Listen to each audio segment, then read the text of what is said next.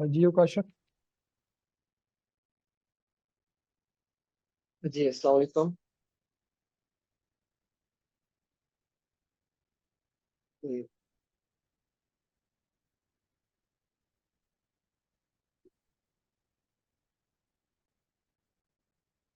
अस्सलाम वालेकुम एवरीवन।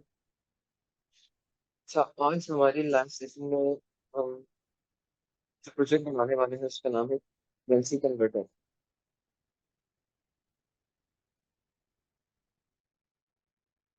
जैसे फेक नेट वेट करते हैं, देन इंशाल्लाह स्टार्ट। आई थिंक अभी लोग ज्वाइन कर रहे हैं।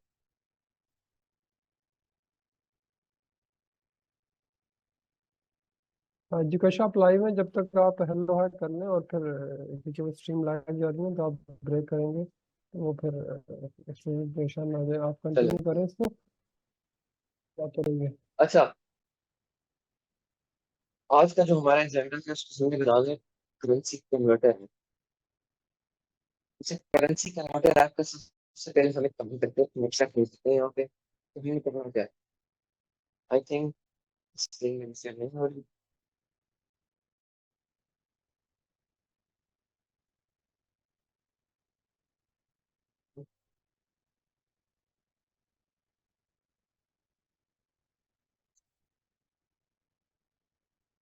सब ऑडियो क्लियर नहीं है।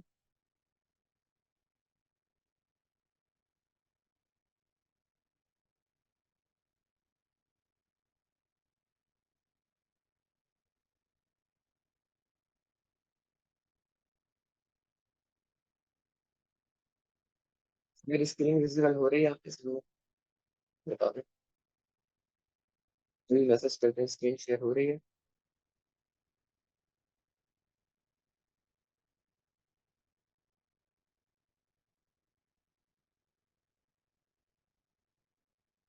ठीक है।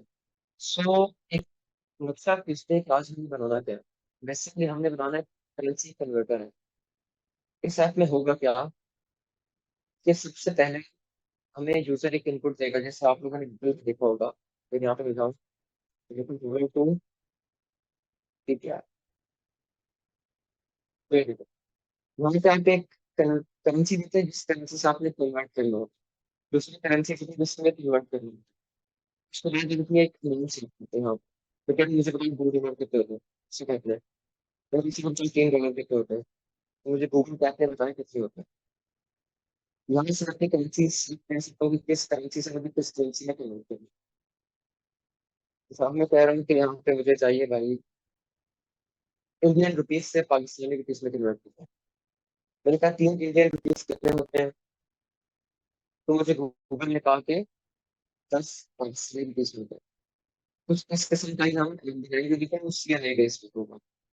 हम हमारी लाइन को यूज करके बात करेंगे। सर तो ये कुछ नहीं बनाना है। सबसे पहले क्या होगा, यहाँ पे आपको मैं बता दूँ, ये एक 100% फील्ड होगी। सर जिसमें यूजर लिखेगा कि उसको किस करेंसी से कन्वर्ट करना है, उसके बाद हमारे पास एक सेकंड इनपुट होगा जिसमें यूजर लिखेगा कि किस करेंसी ये कन्वर्ट करना है।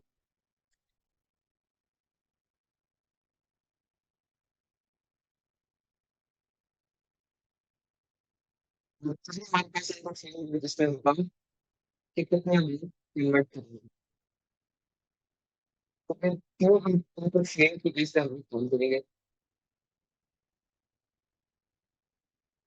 सर आज के टॉपिक को, आज के प्रोजेक्ट बनाने से पहले कुछ टॉपिक्स जिनको कवर करना जरूरी है, जो कि हम यूज करेंगे आज के प्रोजेक्ट में। जैसे मुझे चैट पे बताइए कितने ऐसे लोग हैं जिनको जावास्क्रिप्ट के प्रोजेक्ट के बारे में पता नहीं होता।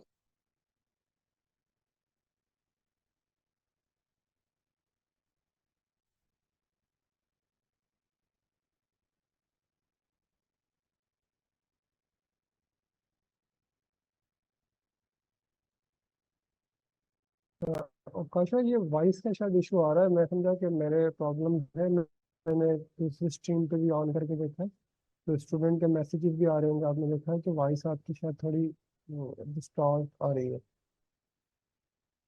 अरे बस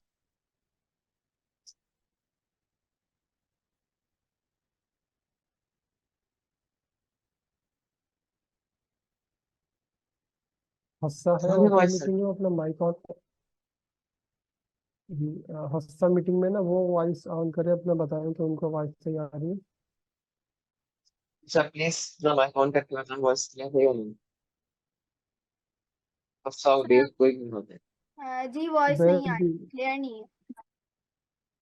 अच्छा उबैद भी क्या है मेरे साथ, उबैद को unmute कर ग्रुप लेते ग्रुप में आ रही है क्या मसला क्या है? अच्छा उकाशा भाई, आपकी आवाज़ जो है क्लियर नहीं है।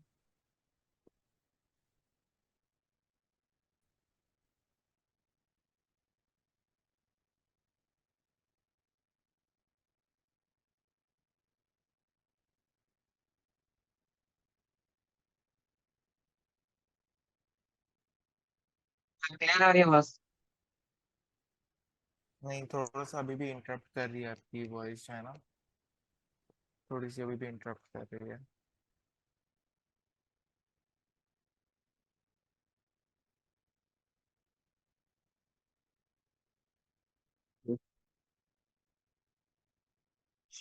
No problem.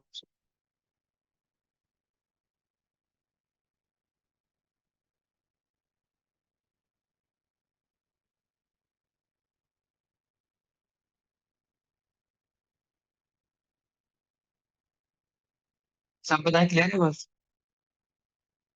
ये सब बेहतर है उकाशा भाई। अच्छा मतलब आवाज टूट के आ रही है या क्या हो रहा है, नॉइस आ रही है, क्या हो रहा है? यार थोड़ी कट कट के आ रही है और थोड़ा इंटरप्ट भी कर रही है आपकी वॉइस। मेरे ख्याल से हाँ, वाईफाई इशू है या तो थोड़ा सा आपका। नहीं मुझे हैंड फ्री का इशू लग रहा है, ये जो ब्लूटूथ यूज करते हैं मेरे ख्याल में ना आकाशा भाई। अ, जी। कोई वायर्ड वाला लगा ले है ना, और उससे बात करके देखी। वायर्ड वाला हो कोई अगर रखा हुआ है हैंड फ्री, तार वाला, तो भी अगर है। अवेलेबल तो नहीं है मेरे पास थी।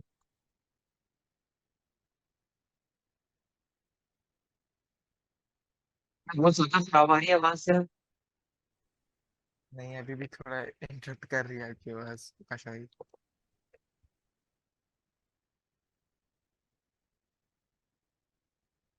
पहले आप थोड़ी देर कोई बात कर रहे हैं, मैं देखूँ आपकी आवाज़, अच्छा जो है। मैसेज चेक करने के लिए।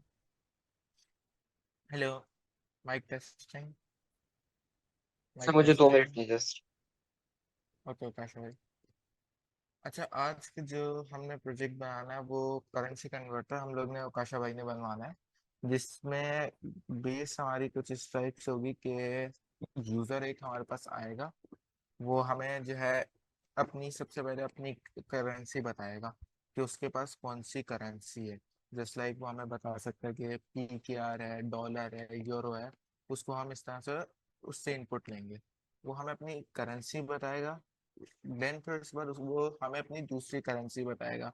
जस्ट लाइक मुझे PKR से डॉलर में कन्वर्ट कराना है, वो अपनी इस तरह दूसरी करेंसी बताएगा। फर्स्ट करेंसी उसकी वो करेंसी होगी जो उसके पास जिस करेंसी को कन्वर्ट कराना चाह रहा है। दूसरी करेंसी वो होगी जिसमें वो कन्वर्ट कराना चाह रहा है। एंड देन फिर उसके बाद जो है हम उसको कैलकुलेट करेंगे, जो हमारे पास पीछे लॉजिक लगी हुई होगी, जो भी हमारा रेट बनता है, जैसे डॉलर को जो है PKR में कन्वर्ट करेंगे। देन फिर उसके बाद जो है हम उसको जो है अमाउंट उसका जो भी होगा वो उसको शो करा देंगे। क्लियर है? आज का हमारा जो एजेंडा है, जो भी हमारा प्रोजेक्ट है उसका एजेंडा हमारा आप लोग को क्लियर है?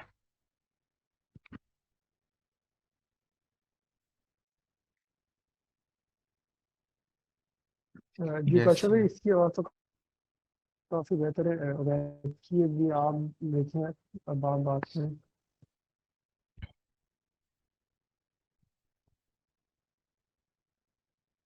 रिपीट कर दें।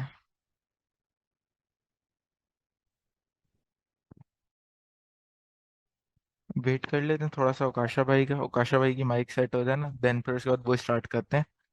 तो आगे फिर उस हिसाब से चलते हैं हम लोग।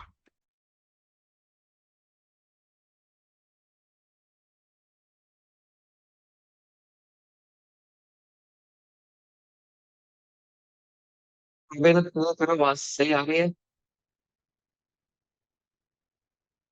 थोड़ी बेहतर हुई उकाशा भाई, अब आपकी आवाज़ थोड़ी सी बेहतर हो गई। कौशल कंटिन्यू करें 2-4 मिनट, हम उसकी आपकी पूरी वॉइस सुनेंगे ना, जब तक कुछ बोले और फिर आपको बताते हैं। चलिए ठीक है। अच्छा, तो बेसिकली आज जो हमारा टॉपिक है वो है करेंसी कन्वर्टर। लेकिन उससे पहले हमने कुछ चीजें जो है वो कवर की है, जिसमें जावास्क्रिप्ट या टाइपस्क्रिप्ट पे कुछ कॉन्सेप्ट आते हैं। तो हमने पहले वो कवर करने हैं, उसकी बेस पे हम लोग आगे चीजें लेके चलेंगे। अच्छा, मैंने क्वेश्चन किया था कि कितने लोग हैं जिनको जावास्क्रिप्ट के ऑब्जेक्ट के बारे में पता है।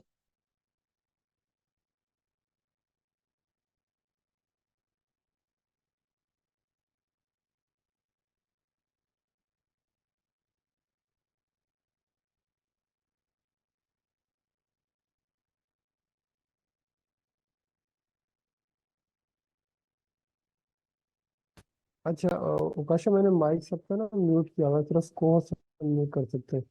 तो अब वो या तो चैट में बताएंगे आपको स्टूडेंट्स, ठीक या है। वो हैंड रेस करके बताएंगे। ओके। सर देखिए, सबसे पहले हम लोग जावास्क्रिप्ट के ऑब्जेक्ट को हेवी से पूछ दे देते हैं, उसका जो कॉन्सेप्ट है वो देख लेते हैं। उसके बाद हम अपने प्रोजेक्ट की तरफ मूव करते हैं। सर हमारी सबसे पहला काम होता है कोई भी प्रोजेक्ट बनाना या फोल्डर क्रिएट करना। तो यहाँ पे आते हैं, सिंपली हम फर्स्ट क्लास में देख के आ रहे हैं। यहाँ पे लिखते हैं करेंसी कन्वर्टर, फोल्डर की कन्वर्टर। इसमें एक बार डिवाइस रिवाइज कर रहा हूँ ईच एंड एवरीथिंग, ताकि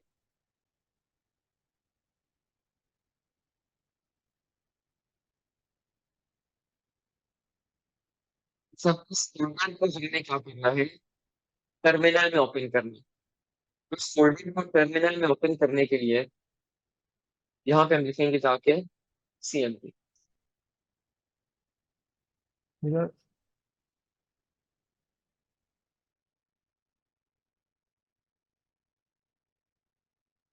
तो काशा भाई अभी भी आपकी आवाज़ जो है ना क्लियर नहीं आ रही है, चैट भी यही कह रहे हैं। सेकंड सभी फिर एक काम करता हूँ, ये रिमूव भी कर देता हूँ।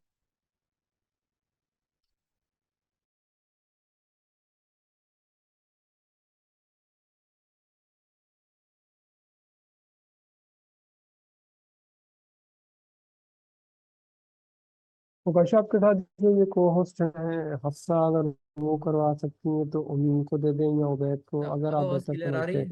हैं। या आप अपना माइक चेंज कर लें कोई। अब आवाज क्लियर है? जी ये बिल्कुल क्लियर थे अभी लास्ट में जो आपने पूछा। अच्छा, अब मैंने ना जी हैंड क्लियर है। ईयरबड्स रिमूव कर दिए हैं। हाँ, अब क्लियर है ना? अब बता दें। यस क्लियर है काशा भाई, अब बिल्कुल सही है। ओके, चले डन है।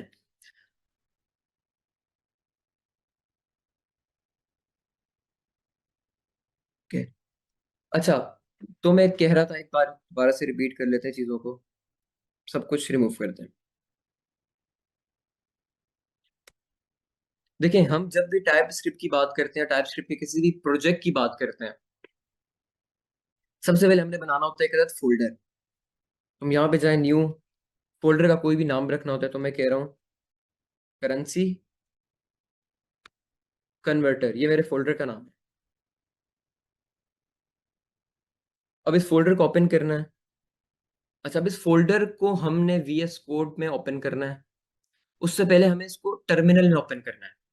तो इस फोल्डर को टर्मिनल में ओपन करने की कमांड है CMD। आपको यहाँ पे टॉप पे एक सर्च बार दिख रहा होगा, यहाँ क्लिक करें। अच्छा, मेरा विंडोज 11 है, किसी का विंडोज 10 होगा, तो सर्च बार हर किसी में सेम होता है। तो आपने यहाँ पे जाना है, ये जो भी टेक्स्ट लगा हुआ है इसको रिमूव करना है, कट करना है। यहाँ पे लिखना है CMD, इस फोल्डर को टर्मिनल में ओपन करो। अच्छा, मैं साथ साथ चैट भी देख रहा हूँ, तो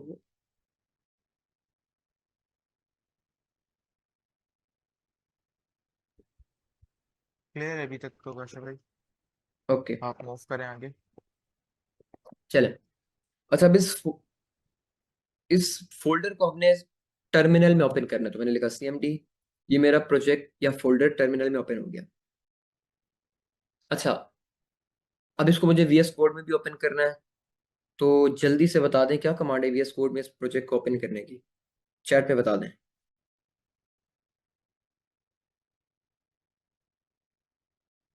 code space dot. Code space dot का क्या क्या करता है कि आपकी करंट डायरेक्टरी या करंट फोल्डर जो भी इस टर्मिनल में ओपन है उसको VS कोड में ओपन कर देता है। तो हमने ये कमांड लिखी तो हमारा ये वाला प्रोजेक्ट या फोल्डर VS कोड में ओपन हो गया। अच्छा, अभी तक क्लियर है सब चीजें? ये तो बिल्कुल बेसिक चीजें हैं, हम स्टार्ट से लेते हुए चल रहे हैं। अच्छा, अब मुझे कुछ कॉन्फ़िगरेशन फाइल बनानी है। सबसे पहले मैं चाह रहा हूँ, ये मैं सारा सेटअप अभी कर रहा हूँ, प्रोजेक्ट सेटअप, ताकि इसके बाद हम चीज़ों को फर्दर मूव करेंगे। एंड आई होप कि ये वाले सेटअप आपने पहले भी जितने प्रोजेक्ट्स वगैरह बने हैं उसमें भी किए होंगे। तो कॉन्फ़िगरेशन फाइल मैं स्टार्ट में बना लेता हूँ। टाइप स्क्रिप्ट की कॉन्फ़िगरेशन फाइल बनानी है, क्या कमांड है?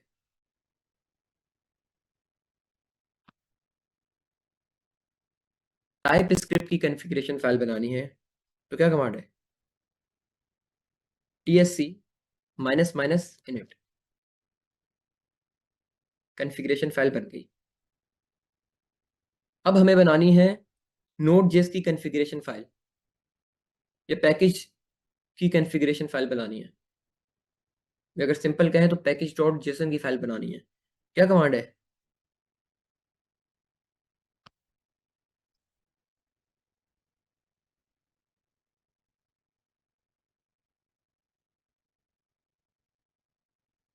npm init।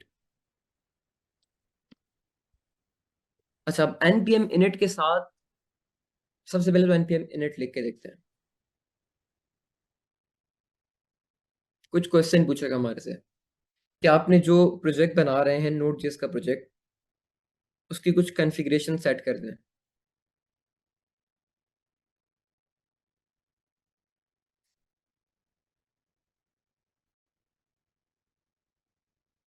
सबसे पहले पूछ रहे हैं पैकेज का नाम। अच्छा, यहाँ पे अभी के लिए हम लोग हर चीज को यस यस करते हैं, सिर्फ एंटर प्रेस करें, आप जस्ट एंटर प्रेस करें और कुछ नहीं करें। जो भी सवाल पूछ रहे हैं एंटर प्रेस करते जाएं। वो आपके लिए एक अदद configuration file package dot JSON की फाइल बना देगा। वो कह रहा है कि इज दिस ओके?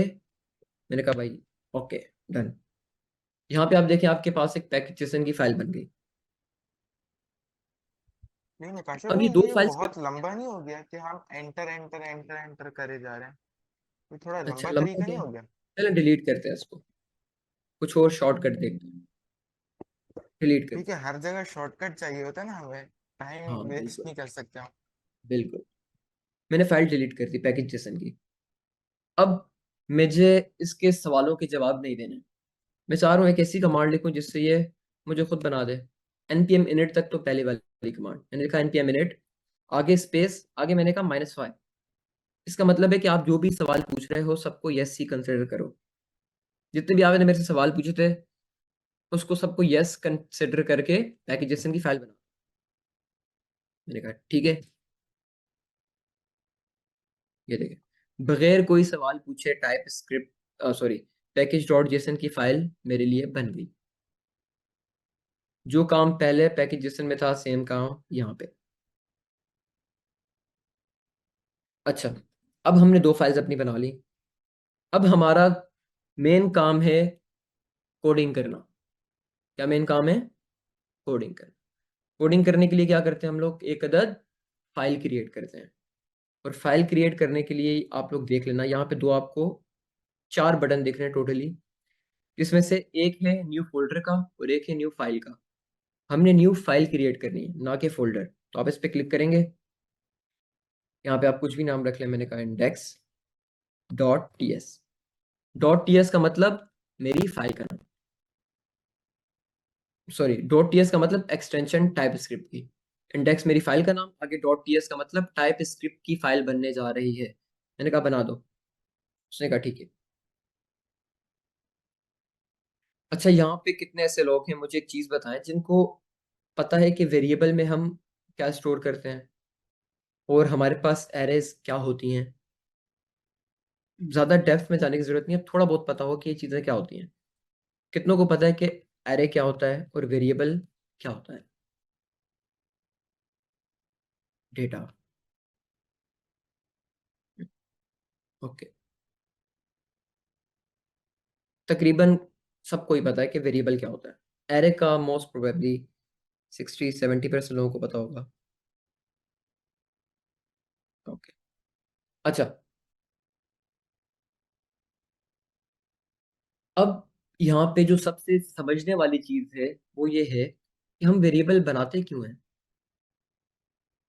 वेरिएबल बनाने का फायदा होता है कि हम अपने डेटा को वेरिएबल के अंदर स्टोर करें। सबसे पहला और बेहतरीन फायदा वेरिएबल बनाने का क्या है कि हम अपने डेटा को वेरिएबल में स्टोर करें। अब यहाँ पे जो टर्म आई ना डेटा, अब सारा गेम उसका है। अब हमने डेटा को समझना है डिफरेंट फॉर्मेट्स के अंदर। ये जो मैंने बात की ना एरे ऑब्जेक्ट, ये कुछ भी नहीं है, ये डेटा है हमारे पास, लेकिन डिफरेंट फॉर्मेट्स के अंदर है। मिसाल के तौर पे मेरे पास अगर इमेज की फाइल बनानी है तो वो भी डेटा है, लेकिन वो एक स्पेसिफिक फाइल फॉर्मेट के अंदर स्टोर है। Dot PNG, dot JPEG, dot GIF. PDF की फाइल बनानी है तो डॉट पीडीएफ के फॉर्मेट के अंदर ही वो स्टोर होगा डेटा। है डेटा ही, लेकिन मल्टीपल फॉर्मेट्स के अंदर मेरा वो डेटा स्टोर हो रहा है।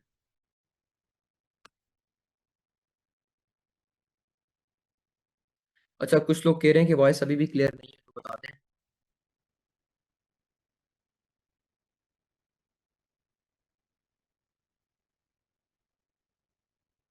अच्छा उबैद, बता दें वॉइस क्लियर है या नहीं। उकाशा वॉइस क्लियर है, बस कंटिन्यू करें। अब कोई ब्रेक नहीं होगा। चले बस ठीक है। अच्छा, अब देखिए हमारे पास डेटा की मुख्तलिफ, मैं यहाँ पे टाइप्स लिख रहा हूँ। ये मैंने लिखा अवकाश, डेटा की टाइप। एक और डेटा में लिख रहा हूँ नंबर फॉर्मेट में 20। एक और में लिख रहा हूँ फॉल्स। ये हमारे पास सब क्या है, डेटा की टाइप। अवकाशा एक अदद स्ट्रिंग है, इसको हम नंबर कहते हैं। ये जो हमारे पास डेटा की टाइप है इसको हम बुलियन कहते हैं टाइप स्क्रिप्ट की जबान में या प्रोग्रामिंग की दुनिया में। बाकी लैंग्वेजेस भी इसको यही कहती हैं। तो एक हमारे पास स्ट्रिंग हो गया, एक नंबर हो गया, एक अदद बुलियन हो गया। अब इस डेटा को अगर मैं एक वेरिएबल बना के स्टोर कर दूं, मैंने लिखा let my name is equal to, let my name is equal to Prakash. ये मैंने एक वेरिएबल बना के उसके अंदर एक डेटा स्टोर कर दिया स्ट्रिंग टाइप का। तो ये हमारे पास डेटा है। क्या डेटा है, ये नाम, इसको मैंने वेरिएबल में स्टोर कर दिया।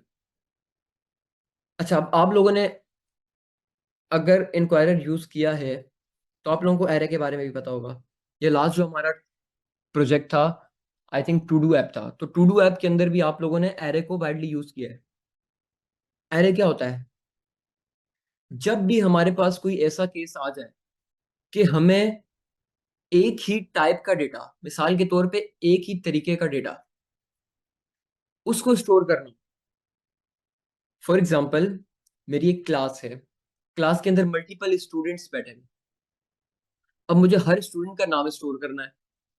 पहला तरीका तो ये कि let student 1 is equal to Ali, let student 2 is equal to Umar, let student 3 is equal to Aamir, कुछ भी, वट एवर, जो भी नाम है।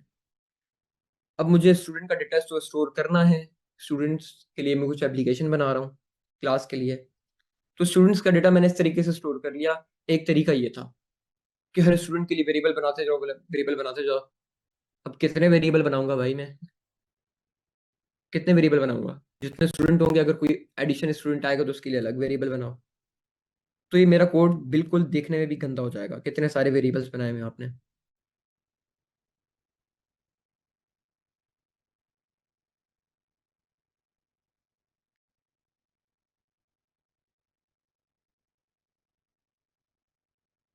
ओके,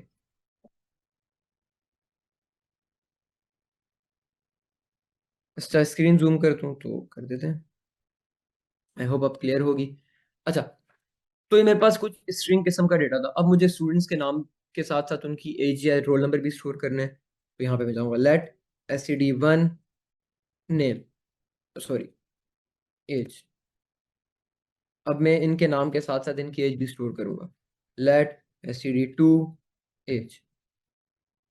तो मुझे इस तरीके से काम करना पड़ेगा अगर हम सिर्फ और सिर्फ सिंगल वेरिएबल के अंदर सिंगल किस्म का डेटा स्टोर करने के लिए जो भी हमारा कॉन्सेप्ट है उसको लेके चले। ये तरीका हमारे पास उस वक्त तक सही है जब तक हमारे पास कोई एक किस्म का डेटा हो।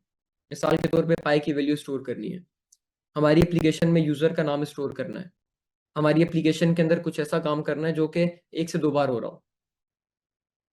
मिसाल के तौर पे एक थीम का कलर स्टोर करना है, थीम के कलर के साथ साथ फॉन्ट साइज स्टोर करना है।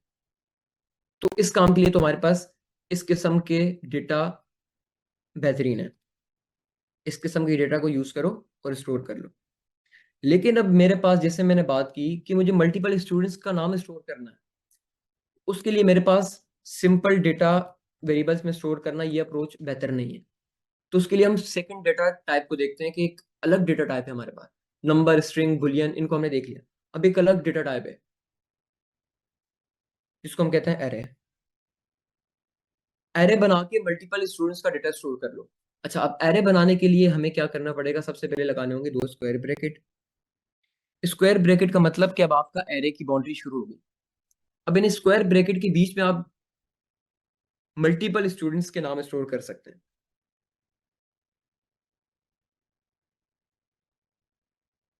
मिसाल के तौर पे मैंने फर्स्ट स्टूडेंट का नाम स्टोर करना है। स्टूडेंट का नाम किस फॉर्मेट में आता है? स्ट्रिंग में। तो मैंने कहा भाई यहाँ पे लिख दो अली।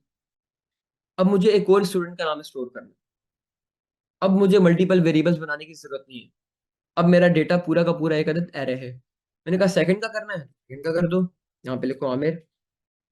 अब मजे की बात यह है कि जब भी हम एरे के अंदर बात करते हैं, एरे के एलिमेंट्स या एरे के अंदर जितनी भी हम चीजें स्टोर कर रहे हैं, उनको हमें हमेशा सेपरेट करना होता है कॉमा से। मैंने एक एलिमेंट स्टोर किया, फिर अगर दूसरा करना है तो कॉमा से सेपरेट करना जरूरी है। तो इस तरीके से हम लोग एरे के अंदर डेटा स्टोर करते हैं। अच्छा, अभी तक एक मसला है कि मेरे पास एरे बिल्कुल ऐसा ही पड़ा है जैसे मैंने यहाँ पे सिंपल इस तरीके से नाम लिख दिया। ये भी एक डेटा है हमारे पास, ये भी एक डेटा है। अभी तक ये डेटा हमारे पास यूजफुल नहीं है। तो डेटा को यूजफुल बनाने के लिए हमें क्या करना पड़ता है?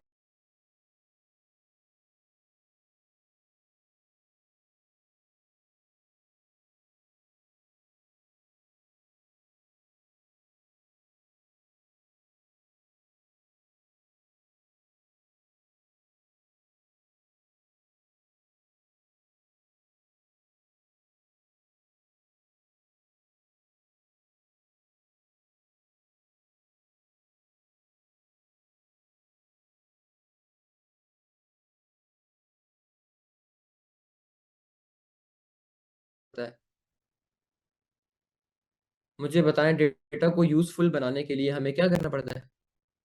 उस डेटा के साथ क्या करें?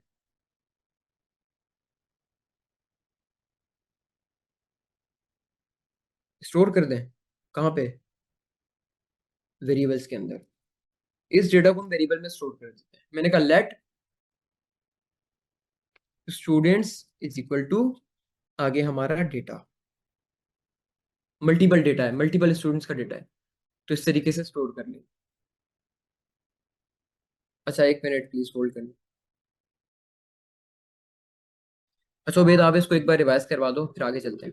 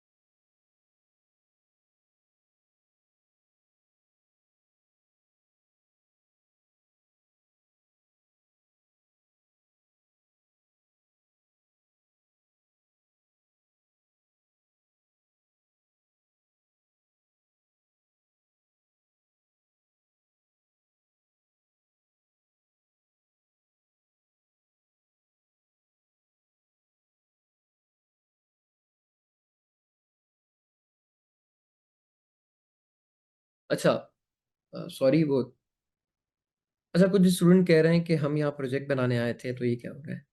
अच्छा देखिए, मैं जस्ट कुछ चीज़ें रिवाइज कर रहा हूँ और एक ऑब्जेक्ट का नया टॉपिक है उसको कवर करके देन इंशाल्लाह हम प्रोजेक्ट ही बनाएंगे। इन चीज़ों को हम जल्दी से वाइंड अप कर रहे हैं। अच्छा तो ये हमारे पास एक किस्म का डेटा था कि अगर मुझे मल्टीपल स्टूडेंट्स के नाम स्टोर करने हैं तो मैं इस तरीके से एरे बना के कर लूंगा। और आप लोगों को पता है कि एरे की प्रॉपर्टीज को गेट कैसे करते हैं? स्टूडेंट्स और आगे उसका इंडेक्स नंबर, स्टूडेंट्स आगे उसका इंडेक्स नंबर। अच्छा अब मेरे पास डेटा इस टाइप का भी नहीं है ना, मेरे पास प्रिमिटिव डेटा है, मतलब एक स्टूडेंट का नाम प्रकाशा, उसकी एज 20, या उसका कोई कोई भी और इस किस्म का डेटा जो कि प्रिमिटिव हो। अब हमारे पास ऐसा केस नहीं, ना हमारे पास कोई ऐसा केस है, डेटा हमारे पास ना ऐसे टाइप का है कि हम उसको एरे के अंदर स्टोर कर सकें। मिसाल के तौर पे पूरी क्लास के स्टूडेंट्स के नाम, अब डेटा ऐसा भी नहीं है हमारे पास। मतलब ना हम सिंपल ऐसे स्ट्रिंग वगैरह यूज कर सकते हैं, ना हम लोग एरे को यूज कर सकते हैं, तो क्या यूज करें? अब हमारे पास जो डेटा है उसमें हमें एक स्टूडेंट का नाम भी स्टोर करना है, उसकी एज भी स्टोर करनी है, उसका रोल नंबर भी स्टोर करना है, उसके ग्रेड भी स्टोर करने हैं। तो अब हम क्या करें? हमने एक चीज पढ़ी थी कि हम इस तरीके से नहीं करेंगे, बिल्कुल ये बेस्ट अप्रोच नहीं है।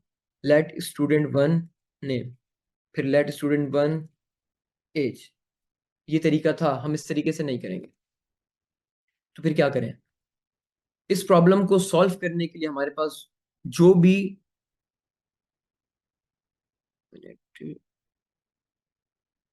जो हमारे पास डेटा टाइप यूज होती है या जिस किस्म का डेटा यूज होता है उसको हम कहते हैं ऑब्जेक्ट।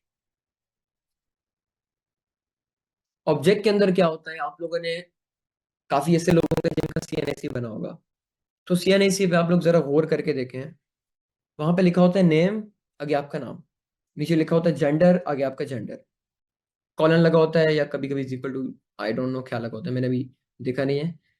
या लिखा होगा नेम, आगे आपका नाम, फादर नेम आगे फादर नेम, जेंडर आगे आपका जेंडर।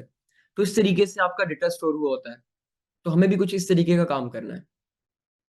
अच्छा अब इस तरीके का काम करने के लिए हमारे पास जावास्क्रिप्ट में जो डेटा यूज होता है या जो डेटा टाइप यूज होती है उसको हम कहते हैं ऑब्जेक्ट।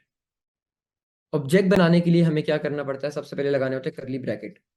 अच्छा ये ऑब्जेक्ट की बात करूं, एरे की बात करूं, सिंपल स्ट्रिंग की बात करूं, सिंपल नंबर की बात करूं, बुलियन की बात करूं, ये सब हमारे पास डेटा है, डिफरेंट टाइप का डेटा है। अब मुझे ऑब्जेक्ट बनाना है, तो ऑब्जेक्ट बनाने के लिए जरूरी आपने लगाने हैं करली ब्रैकेट।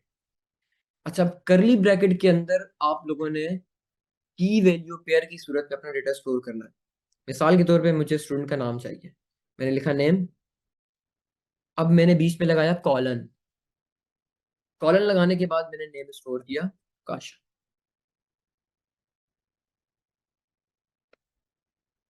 अच्छा इसको हम कहते हैं ऑब्जेक्ट की एक अदद प्रॉपर्टी। मैंने ऑब्जेक्ट की एक प्रॉपर्टी बना ली जिसके अंदर की है नेम और वैल्यू है काशा। की वैल्यू को सेपरेट करने के लिए बीच में हमने लगा दिया कॉलन। अब मुझे मल्टीपल वैल्यूज स्टोर करनी है या मल्टीपल प्रॉपर्टीज स्टोर करनी है, तो मैंने कहा भाई बीच में लगाओ कॉमा, आगे चलो, क्या स्टोर करना है? मैंने कहा नेम, एज स्टोर करना। तो यहाँ पे मैंने लिखा एज, कॉलन लगाया, आगे मैंने अपनी एज लिखी। अच्छा अभी एक एरर आएगा, उसको हम देखते हैं बाद में, अभी के लिए इसको देखें जस्ट। मैंने लिखा नेम, नेम स्टोर कर दिया। अच्छा अब ये भी हमारे पास एक किस्म का डेटा ही है। इस डेटा को यूजफुल बनाने के लिए क्या करना पड़ेगा? डेटा को यूजफुल बनाने के लिए हमें क्या करना पड़ता है? इस डेटा के साथ क्या करना पड़ेगा?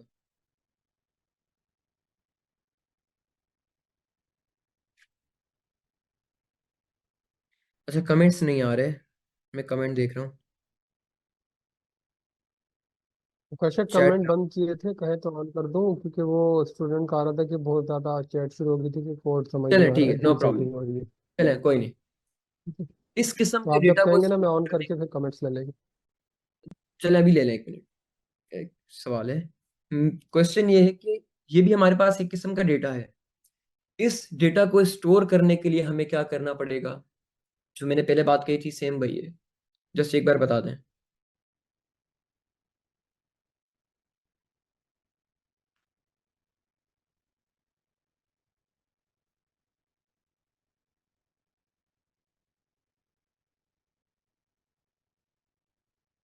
अच्छा कमेंट्स नहीं आ रहे तो चले, कोई नहीं। इस डेटा को स्टोर करने के लिए भी हमें कोई भी वेरिएबल चाहिए। वेरिएबल बनाना बहुत सिंपल है, लेट स्टूडेंट, वेरिएबल का नाम कुछ भी रख ले, मैंने लिखा है student data is equal to के बाद हम स्टोर करते हैं कोई भी डेटा, किसी भी किस्म का डेटा।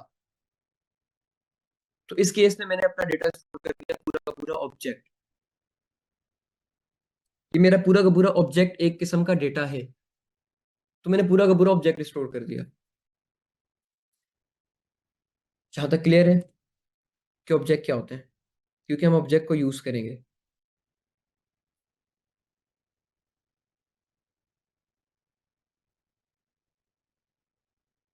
अच्छा कमेंट ऑन ओपन हो गए तो आप लोग जल्दी से बता दें। ओके, ऑब्जेक्ट बनाया हमने, ऑब्जेक्ट को डेटा के अंदर वेरिएबल के अंदर स्टोर कर लिया ताकि ऑब्जेक्ट हमारे पास यूज हो सके। अब मुझे इस ऑब्जेक्ट के अंदर नेम नाम की प्रॉपर्टी को एक्सेस करना है, यहाँ पे मुझे यूज करना है, कंसोल के अंदर यूज करना है। तो क्या करूंगा,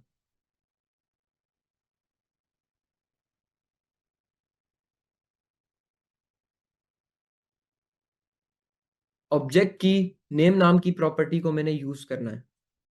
क्या करूंगा, सबसे पहले तो ऑब्जेक्ट का नाम लिखते हैं। ऑब्जेक्ट का नाम है स्टूडेंट डेटा डॉट, आगे हमारे पास मल्टीपल ऑप्शंस आ रहे हैं, नेम और एज का। क्या करना पड़ता है, स्टूडेंट डेटा, जिस भी वेरिएबल के अंदर आपका ऑब्जेक्ट स्टोर है। अच्छा जहाँ जो डेटा हमारा वेरिएबल में स्टोर होता है तो हम उसको वही कहते हैं। मिसाल के तौर पे अब इसको मैं वेरिएबल नहीं कह रहा, मैं कह रहा हूँ कि मेरा ऑब्जेक्ट है ये स्टूडेंट डेटा नाम का मेरा एक अदद ऑब्जेक्ट है। अगर इसके अंदर कोई भी एरे स्टोर हुई होती तो मैं कहता कि स्टूडेंट डेटा नाम की एक अदद एरे है। अब यहाँ पे स्टूडेंट डेटा नाम का जो भी ऑब्जेक्ट है उसकी नेम नाम की प्रॉपर्टी को एक्सेस करना है। तो उसका सिंपल तरीका है कि आप स्टूडेंट डेटा लिखें यानी ऑब्जेक्ट का नाम, उसके साथ लगाएं डॉट। डॉट के आगे आप उसकी कोई भी प्रॉपर्टी को लिख सकते हैं। मुझे यहाँ पे एक्सेस करना है नेम को, तो मैंने कहा student data dot name. Student data variable का नाम है या ऑब्जेक्ट का नाम है, आगे डॉट नेम। डॉट नेम का मतलब कि नेम नाम की प्रॉपर्टी को उठा के यहाँ पे ले आओ।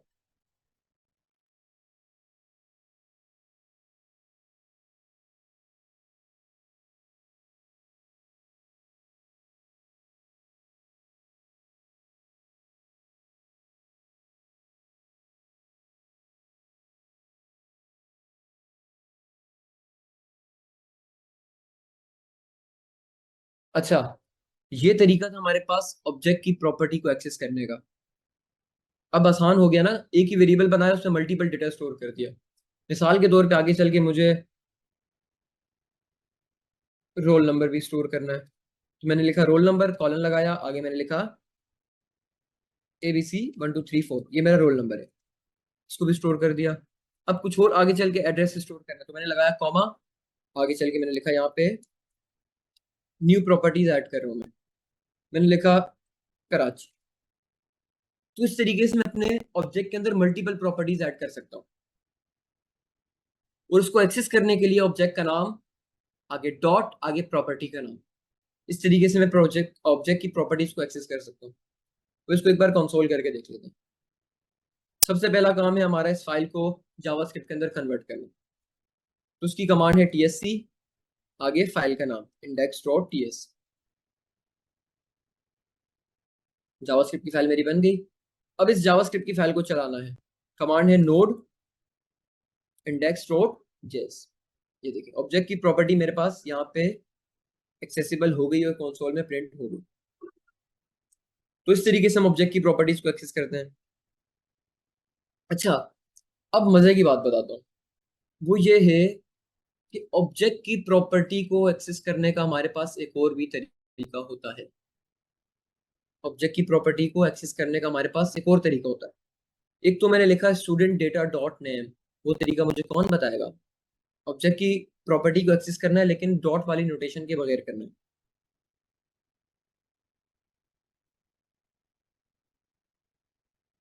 डॉट नहीं यूज करना।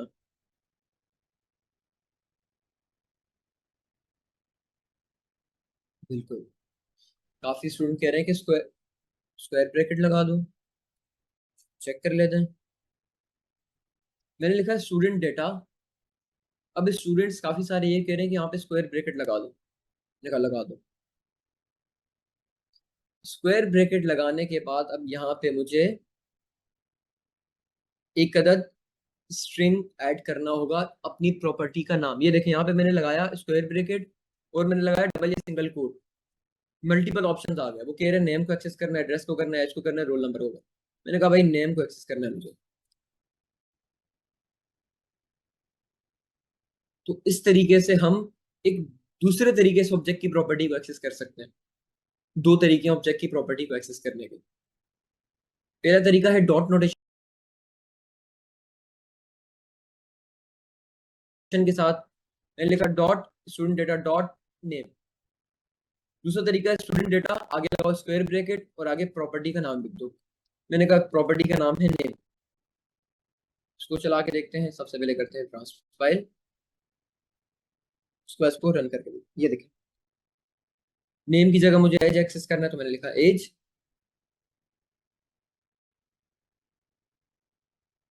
एज भी इस तरीके से एक्सेसिबल हो गई। अब मेरा यहाँ पे एक सवाल है। अच्छा, ये चीजें मैं जो बता रहा हूँ ये प्रोजेक्ट के अंदर यूज होंगी आगे चल के। अभी जो हम प्रोजेक्ट बनाएंगे, ये वाला तरीका हम क्यों यूज कर रहे हैं? जब हमारे पास डॉट की नोटेशन के साथ ऑब्जेक्ट की प्रॉपर्टी एक्सेस करने का एक तरीका मौजूद है, तो ये वाला तरीका यूज करने का क्या फायदा है? डॉट लगा के कर दें। डॉट वाली आसान है ना, डॉट लगाएं वो आपको बता देगा। अच्छा, यहाँ पे किसी ने कहा है कि डायनेमिक वैल्यू को अगर करना हो, ये क्या बात कर दी किसी ने? ये किसी ने क्या बात कर दी कि डायनेमिक वैल्यू को स्टोर करना, एक्सेस करना?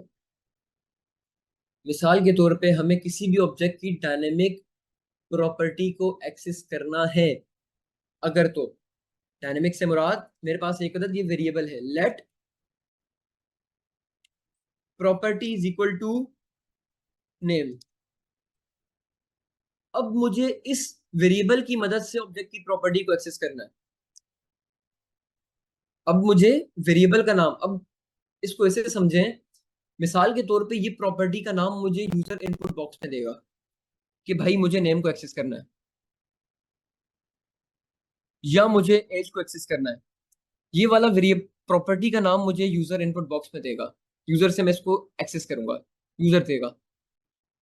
तो इस किस्म के काम को करने के लिए हमारे पास स्क्वायर वाली नोटेशन यूज होती है।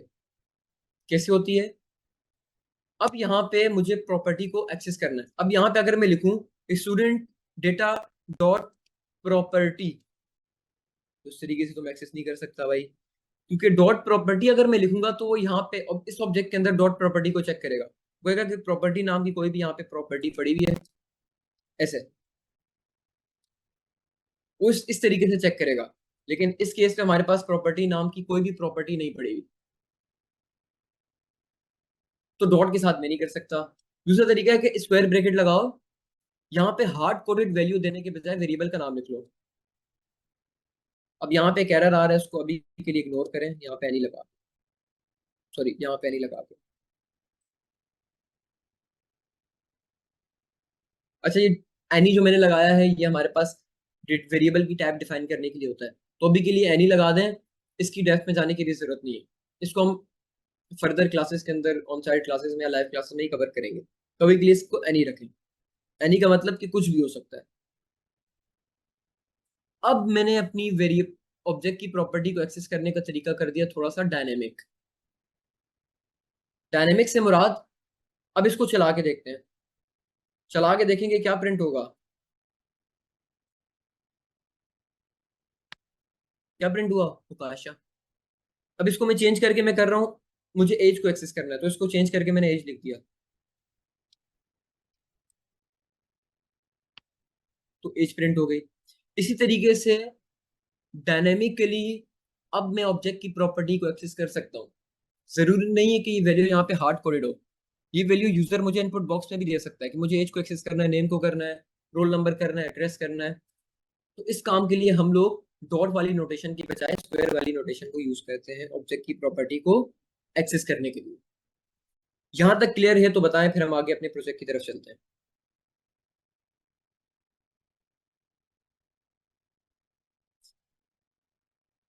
ये चीजें क्लियर हैं तो बताएं, फिर हम आगे चलते हैं।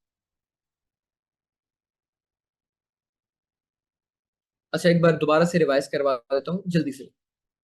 इन दो चीजों को करते हैं कमेंट, भूल जाए इनको। ये क्या लिखे आप भूल जाए।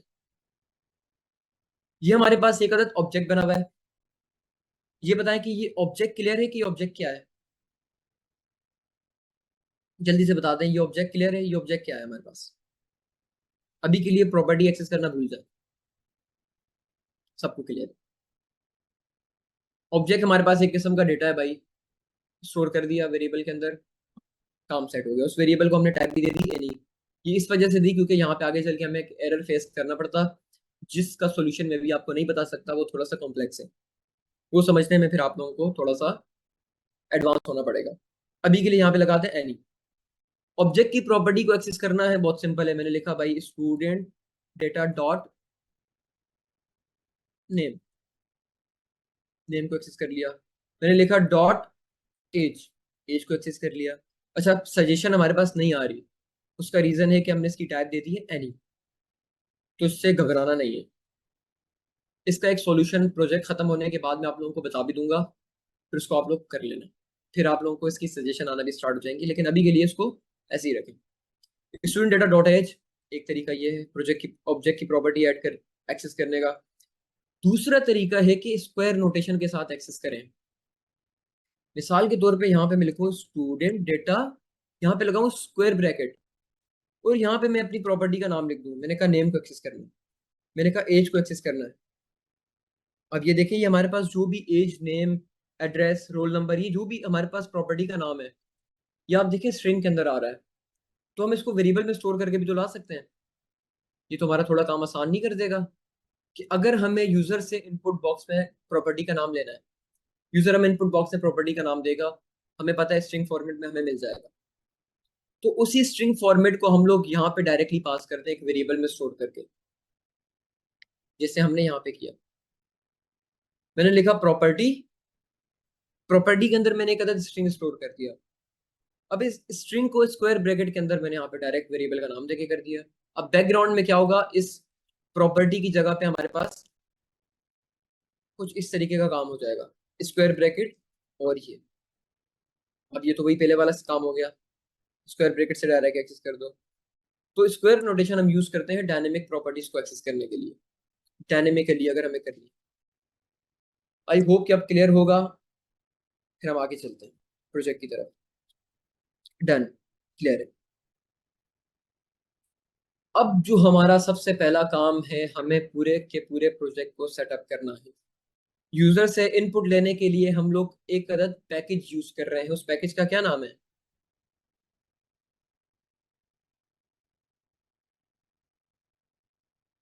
पैकेज का नाम है इंक्वायरर। अच्छा, अब इंक्वायरर को इंस्टॉल करने की कमांड क्या है हमारे पास? आप लोग अपने प्रोजेक्ट के अंदर आए, टर्मिनल में। अगर कमांड नहीं याद आ रही, जहन में नहीं बैठ रही, तो यहाँ पे जाएं, यहाँ पे लिखें इंक्वायरर npm। फर्स्ट वाले लिंक पे क्लिक करें। यहाँ पे आपके सामने एक कदर पैकेज मैनेजर खुल गया npm करके। यहाँ पे जो कमांड है npm i इंक्वायरर। अच्छा, इंक्वायरर की मैं डिटेल में नहीं जा रहा क्योंकि ये फर्स्ट प्रोजेक्ट से ही हम यूज करते हुए आ रहे हैं। तो यहाँ पे सिंपल एक बटन पे क्लिक कर दें, इसको वो आपको कॉपी कर देगा। कॉपी करने के बाद आए कमांड प्रॉम्प्ट के अंदर, यहाँ पे लिखें npm i इंक्वायरर, या कॉपी पेस्ट कर दें कमांड। npm i लिखें, npm इंस्टॉल लिखें, बात एक ही है।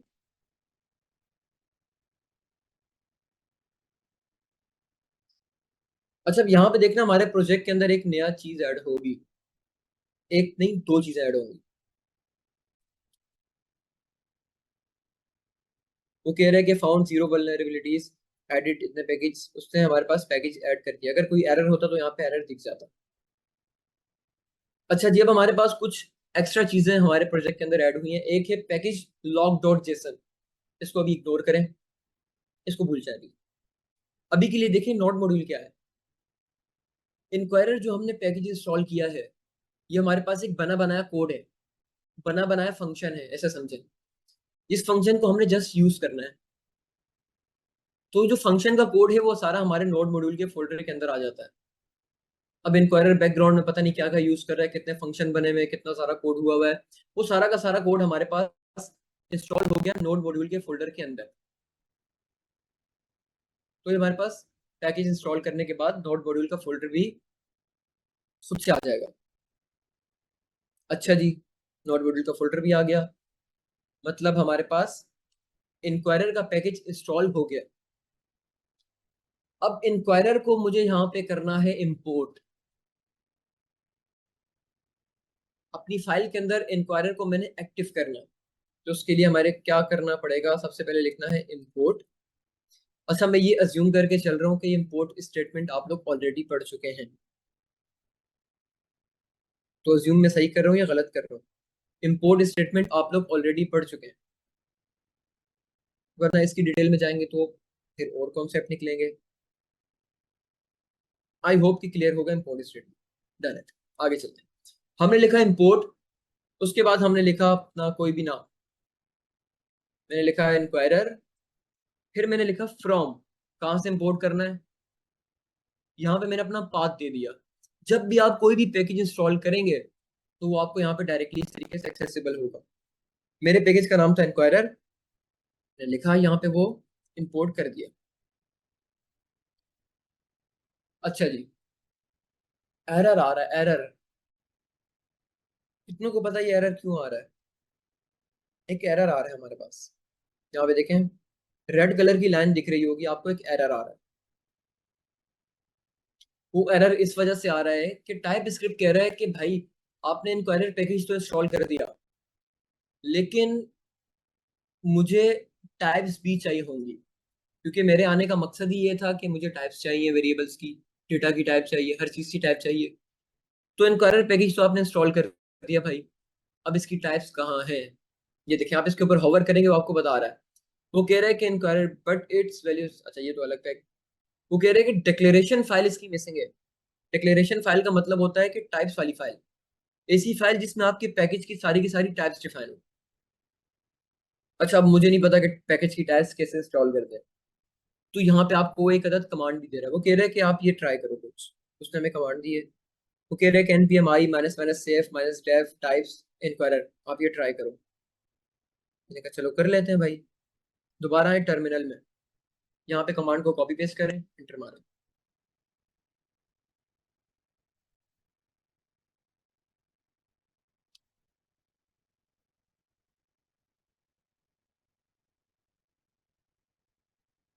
ओके, सेम हमारे पास जिसके ऊपर हुआ था सेम काम यहाँ पे हुआ, पैकेज हमारे पास इंस्टॉल हो गया।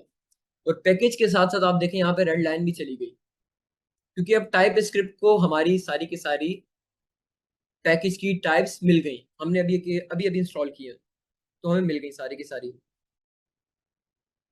अच्छा, अब एक और चीज, ये जो हमने पैकेजेस इंस्टॉल किए हैं, इसका कोड हमारा सारा का सारा जाएगा नोड मॉड्यूल के फोल्डर में। और हमारे पास इन पैकेज की एक अदद रजिस्ट्री, कि हमारे पास पैकेज कौन सा इंस्टॉल हुआ है, किस वर्जन के साथ इंस्टॉल हुआ है, ये हमें सारा का सारा मिलेगा पैकेज जेसन की फाइल के अंदर। ये देखें, यहाँ पे आपको वो बता रहा है पैकेज जेसन की फाइल में कि भैया अभी अभी आपने एक अदद इंक्वायरर नाम का पैकेज इंस्टॉल किया है जिसका वर्जन ये है। उसके साथ साथ एक और डेफ डिपेंडेंसीज करके एक अदद ऑब्जेक्ट की प्रॉपर्टी है, वहां पे हमें बता रहा है कि आपने अभी एक अदद टाइप्स ऑफ इंक्वायरर भी इंस्टॉल किए हैं जिसका वर्जन ये है। हमने कहा हाँ भाई, ये बिल्कुल हमने अभी अभी इंस्टॉल किए हैं। तो उसने हमें यहाँ पे उसकी एंट्री करके भी बता दी कि आपके जो भी पैकेज जाएंगे। अच्छा, पैकेज जो हम इंस्टॉल करते हैं होता क्या है, देखें यहाँ पे मैं जो भी कमांड लिखूंगा npm i इंक्वायरर, सबसे पहले हमारे पास पैकेज जेसन के अंदर डिपेंडेंसीज के अंदर आके यहाँ पे एक एंट्री होगी कि फलाना पैकेज आप इंस्टॉल कर रहे हैं, इसका ये वर्जन है। सबसे पहले यहाँ पे एंट्री करेगा, उसके बाद हमारे कोड को कहेगा, पैकेज का जो भी कोड है उसको कहेगा कि हाँ अब आपकी एंट्री हो गई है, अब आप उठ के जाए नोड मॉड्यूल के फोल्डर के अंदर। तो हमारा सारा का सारा कोड डॉट मॉड्यूल के फोल्डर के अंदर चला जाए। इस तरीके से आपका पैकेज इंस्टॉल होता है। अच्छा, अब हमने पैकेज को इंपोर्ट कर दिया ऊपर, इंपोर्ट इंक्वायरर फ्रॉम इंक्वायरर। अब हमें एक काम करना है, इंक्वायरर यूज करना है, मतलब यूजर से इनपुट लेना है। तो सबसे पहले यहाँ पे लिखते हैं इंक्वायरर, अब आप लिखेंगे डॉट। अच्छा, एक चीज बताएं मुझे, डॉट करके हम क्या एक्सेस करते हैं? ऑब्जेक्ट की प्रॉपर्टी। तो मतलब इंक्वायरर भी एक अदद ऑब्जेक्ट होगा बैकग्राउंड में, क्योंकि मैंने डॉट लिखा हुआ मुझे बता रहा है कि यहाँ प्रॉम्प्ट भी है, रजिस्टर्ड प्रॉम्प्ट भी है, रिस्टोर डिफॉल्ट प्रॉम्प्ट भी है। तो मैंने कहा भाई मुझे प्रॉम्प्ट इसका एक्सेस करना है, तो उसने कहा कर लो। मैंने लिखा इंक्वायरर डॉट प्रॉम्प्ट। अब प्रॉम्प्ट हमारे पास एक अदद फंक्शन है, इसके अंदर हमें पास करना है एक अदद ऑब्जेक्ट। इंक्वायरर हमारे पास एक अदद फंक्शन है या मेथड है, इसके अंदर हमें पास करना है एक अदद ऑब्जेक्ट। उस ऑब्जेक्ट के अंदर हमें मल्टीपल चीजें देनी है। सबसे पहली चीज, अच्छा ऑब्जेक्ट को मैं पहले बता चुका हूं, तो ऑब्जेक्ट को मैं दोबारा आपके सामने एक्सप्लेन नहीं कर रहा।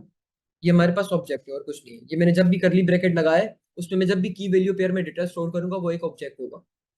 तो फिर चाहे आप इस ऑब्जेक्ट को बाहर किसी वेरिएबल में स्टोर करके यहाँ पे वेरिएबल का नाम यूज कर लें, या डायरेक्ट यहाँ पे ऑब्जेक्ट बना दें। मैंने कहा डायरेक्ट यहीं बनाओ, ज्यादा लंबी नहीं करो। उसने कहा ठीक है। अब इस ऑब्जेक्ट के अंदर मुझे कुछ प्रॉपर्टीज भी पास करनी है जो कि रिक्वायर्ड है।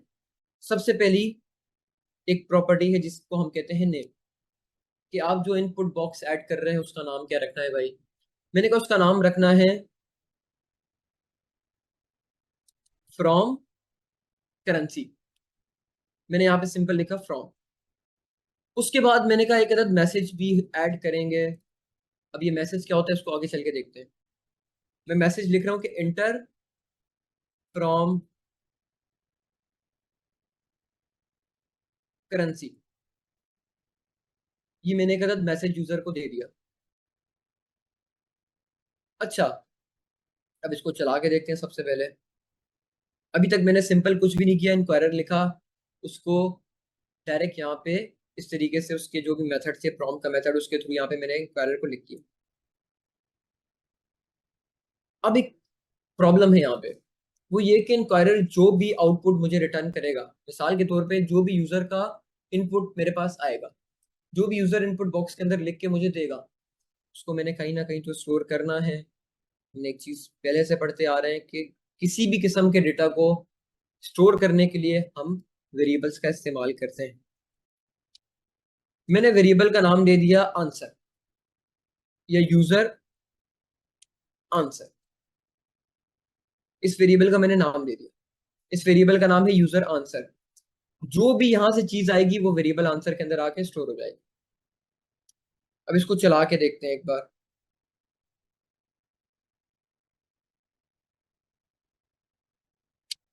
अच्छा जी, यहाँ पे कुछ लोग एक बात कर रहे हैं, उस बात पे अमल करने से पहले हम इसको एक बार एग्जीक्यूट करके देखते हैं। सबसे पहला काम है हमें इसको ट्रांसपाइल करना है टाइप स्क्रिप्ट से जावास्क्रिप्ट में। तो कर लेते हैं टीएससी आगे फाइल का नाम, सॉरी टीएस फाइल का नाम। मेरी टाइप स्क्रिप्ट जावास्क्रिप्ट में कन्वर्ट हो गई। अब मुझे टाइप जावास्क्रिप्ट को चलाना है, तो मैंने लिखा नोड आगे जावास्क्रिप्ट की फाइल का नाम। अब मेरे सामने एक अदद एरर आ गया। क्यों आया ये एरर?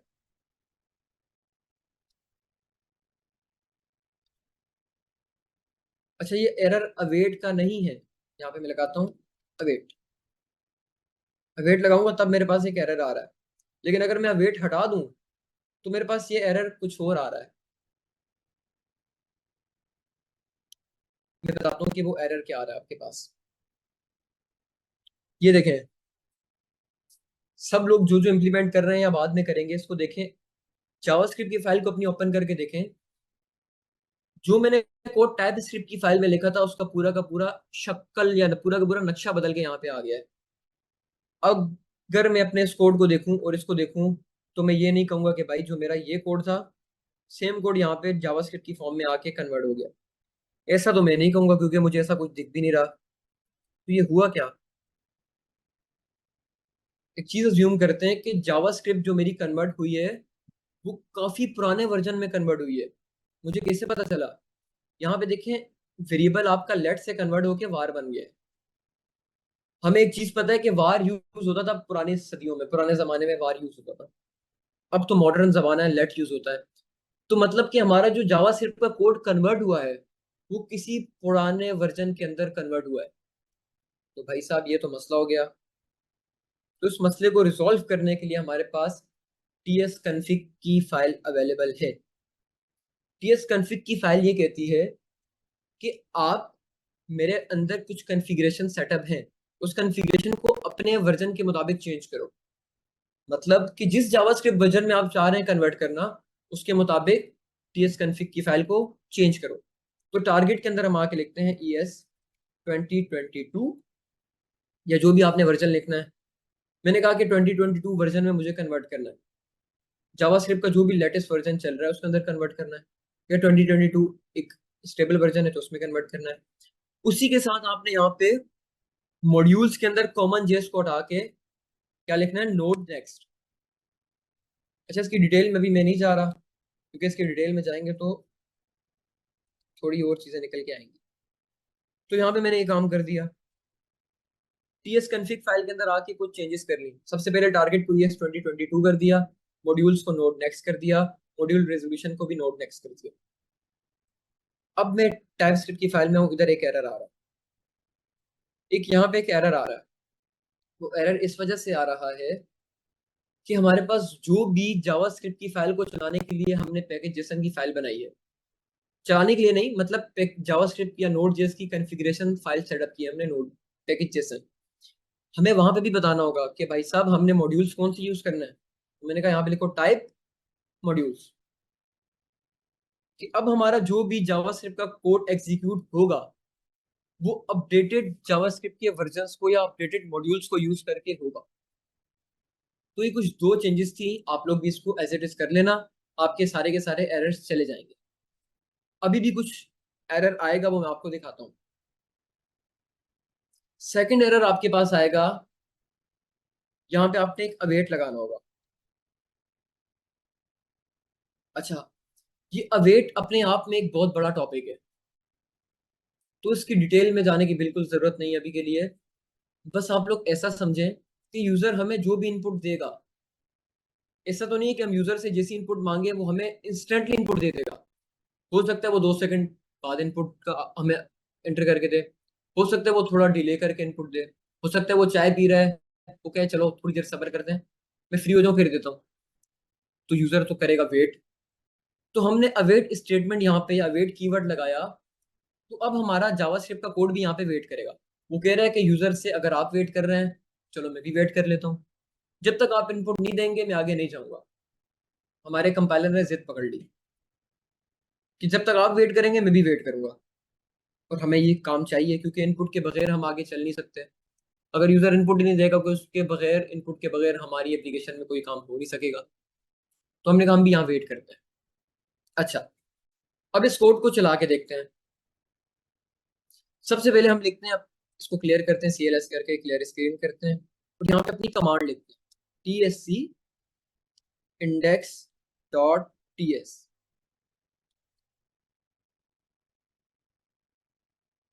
मैं कमेंट चेक कर रहा हूँ, कुछ लोग क्या पता कुछ नोटिस कर लें।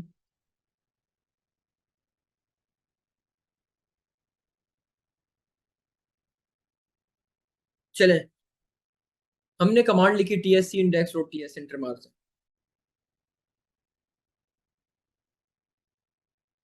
क्या मसला आ रहा है? ये आप लोगों के पास भी एरर आएगा। ये एरर आपके पास इस वजह से आ रहा है कि जब भी आप लिखते हैं TSC, सॉरी, हाँ, जब भी आप लिखते हैं TSC आगे फाइल का नाम, तो टाइप स्क्रिप्ट का कंपाइलर आपकी इस कॉन्फ़िगरेशन फाइल को रीड नहीं करता। ये जो आपकी TS config की फाइल है जिसमें हमने चेंजेस की थी अपने कंपाइलर की, ये देखिए यहाँ पे लिखा हुआ है कंपाइलर ऑप्शंस। जब तक हम TS सी आगे फाइल का नाम लिखते हैं, हमारा कंपाइलर इस टीएस कन्फिग की फाइल को रीड ही नहीं करता। तो मुझे एक बात बताएं, जब तक उस टीएस कन्फिग की फाइल को रीड नहीं किया जाएगा तो जो हमारी डिफॉल्ट कॉन्फ़िगरेशन होती है, जो कि पहले भी हो रही थी, उसकी बेस पे ही हमारा जावास्क्रिप्ट का कोड भी जनरेट हो जाएगा। यकीन नहीं आता तो जाके जावास्क्रिप्ट की फाइल में देख लें। अच्छा एक मिनट, सॉरी मैंने एंटर नहीं प्रेस किया। हाँ, tsc index.ts एरर आया, लेकिन जावास्क्रिप्ट का कोड जनरेट हो गया होगा। ये देखें, ये काम तो वही पुराना वाला हो गया, जिसकी पेस्ट हमें पता है एरर आएगा ही आएगा।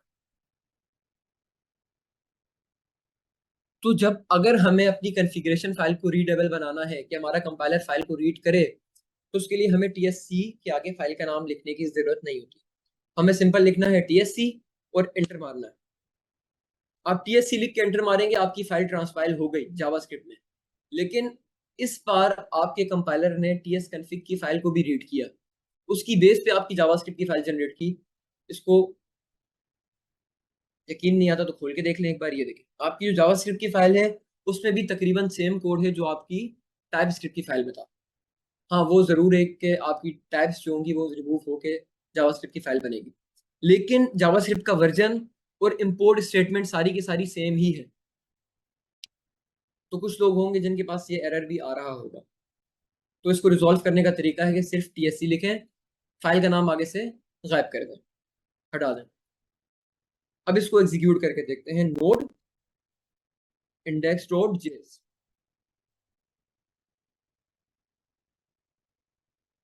चला के देखते हैं।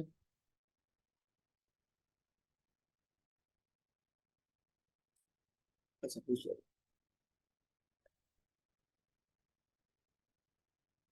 अच्छा जी, अब वो मेरे से एक सवाल पूछ रहा है कि इंटर फ्रॉम करेंसी, मतलब कि वो करेंसी लिखो जिससे आपने कन्वर्ट करवाना है। मैंने कहा PKR टू डॉलर, तो उसने कहा यहाँ पे लिखो PKR। मैंने लिखा PKR, लिख के एंटर मार दिया। आगे हमने कोड में कोई काम किया हुआ भी नहीं था, तो वो काम हुआ भी नहीं।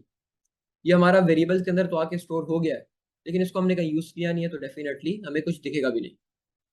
लेकिन अभी यहाँ पे एक बहुत बड़ी प्रॉब्लम है। वो प्रॉब्लम ये है कि मिसाल के तौर पे मैंने अपनी एप्लीकेशन के अंदर जो कंडीशन से चेक करवा रहा हूँ, अपनी एप्लीकेशन में मैं जिस कंडीशन से चेक करवा रहा हूँ, वहां पे मैंने PKR को कैपिटल में लिखा हुआ है। मैं कह रहा हूँ कि अगर यूजर PKR कैपिटल में देगा तभी मैंने कन्वर्ट करवाना है। अब यूजर ठहरा सादा सा बंदा, उसने कहा यहाँ पे मैं लिख लेता हूँ PKR। ये थोड़ा और सादा ठहरा, उसने कहा यहाँ पे मैं लिख लेता हूँ पाकिस्तान। लेकिन अब प्रॉब्लम ये आएगी कि इस कंडीशन की बेस पे मेरी एप्लीकेशन में कोई भी मैंने चेक नहीं लगाया गया। मैंने तो सिर्फ PKR में चेक करना है, वो भी कैपिटल। तो यहाँ पे एक मसला हो जाएगा। अब यहाँ पे आप जब जाके देखेंगे $2 जब आप कर रहे हैं, तो यहाँ पे आपको डायरेक्ट ऑप्शन नहीं दे रहा। वो कह रहा है कि भाई इन चेक बॉक्स से सिलेक्ट ऑप्शन है आपके पास, इसमें से कोई भी एक सिलेक्ट करो। तो मैं चाह रहा हूँ कि मेरी एप्लीकेशन में भी कोई इस तरीके का काम हो कि एक सिलेक्ट बॉक्स मेरे पास आ जाए जिसमें से मैं अपनी करेंसी सिलेक्ट कर दूं। तो इसको करने के लिए हमारे पास जो तरीकेकार मौजूद है वो है, यहाँ पे आप आए, इसकी टाइप डिफाइन करें। मैंने कहा जो भी मेरे पास, अच्छा ये मैं काम गलत फाइल में कर रहा हूँ जावास्क्रिप्ट की फाइल में, तो आप लोगों ने ऐसा नहीं करना। जावास्क्रिप्ट की फाइल को चेक करने के बाद अगर आपने शॉर्टी लेनी है तो उसको चेक करने के बाद यहाँ से कट कर दिया करें, फिर गलती के चांसेस कम हो जाएंगे। यहाँ पे आए, यहाँ पे लिखें टाइप, इनपुट बॉक्स की टाइप होगी। वो पूछ रहे check box confirm editor list expand input number password. मैंने कहा मुझे चाहिए लिस्ट। उसने कहा ठीक है। अच्छा, अब जैसे ही आप लोग लिस्ट की टाइप इस्तेमाल करते हैं, उसी के साथ आपको अपनी चॉइसेस भी बतानी होती हैं कि कौन कौन सी चॉइसेस आपने यहाँ पे शो करनी है। अच्छा, यहाँ पे ना आप लोगों के लिए आसानी के लिए मैंने कुछ करेंसीज यहाँ पे, डमी करेंसीज डेफिनेटली, अभी तो हम रियल टाइम में डेटा ला नहीं रहे, डमी डेटा यहाँ पे मैंने एक अदद ऑब्जेक्ट बना के स्टोर किया हुआ। आप लोग भी ऐसे करते हैं। ये देखो, डमी डेटा यहाँ पे मैंने स्टोर किया हुआ है रेट्स नाम का एक अदद ऑब्जेक्ट बना के। इस रेट्स को कन्वर्ट करके करेंसी कर देते हैं।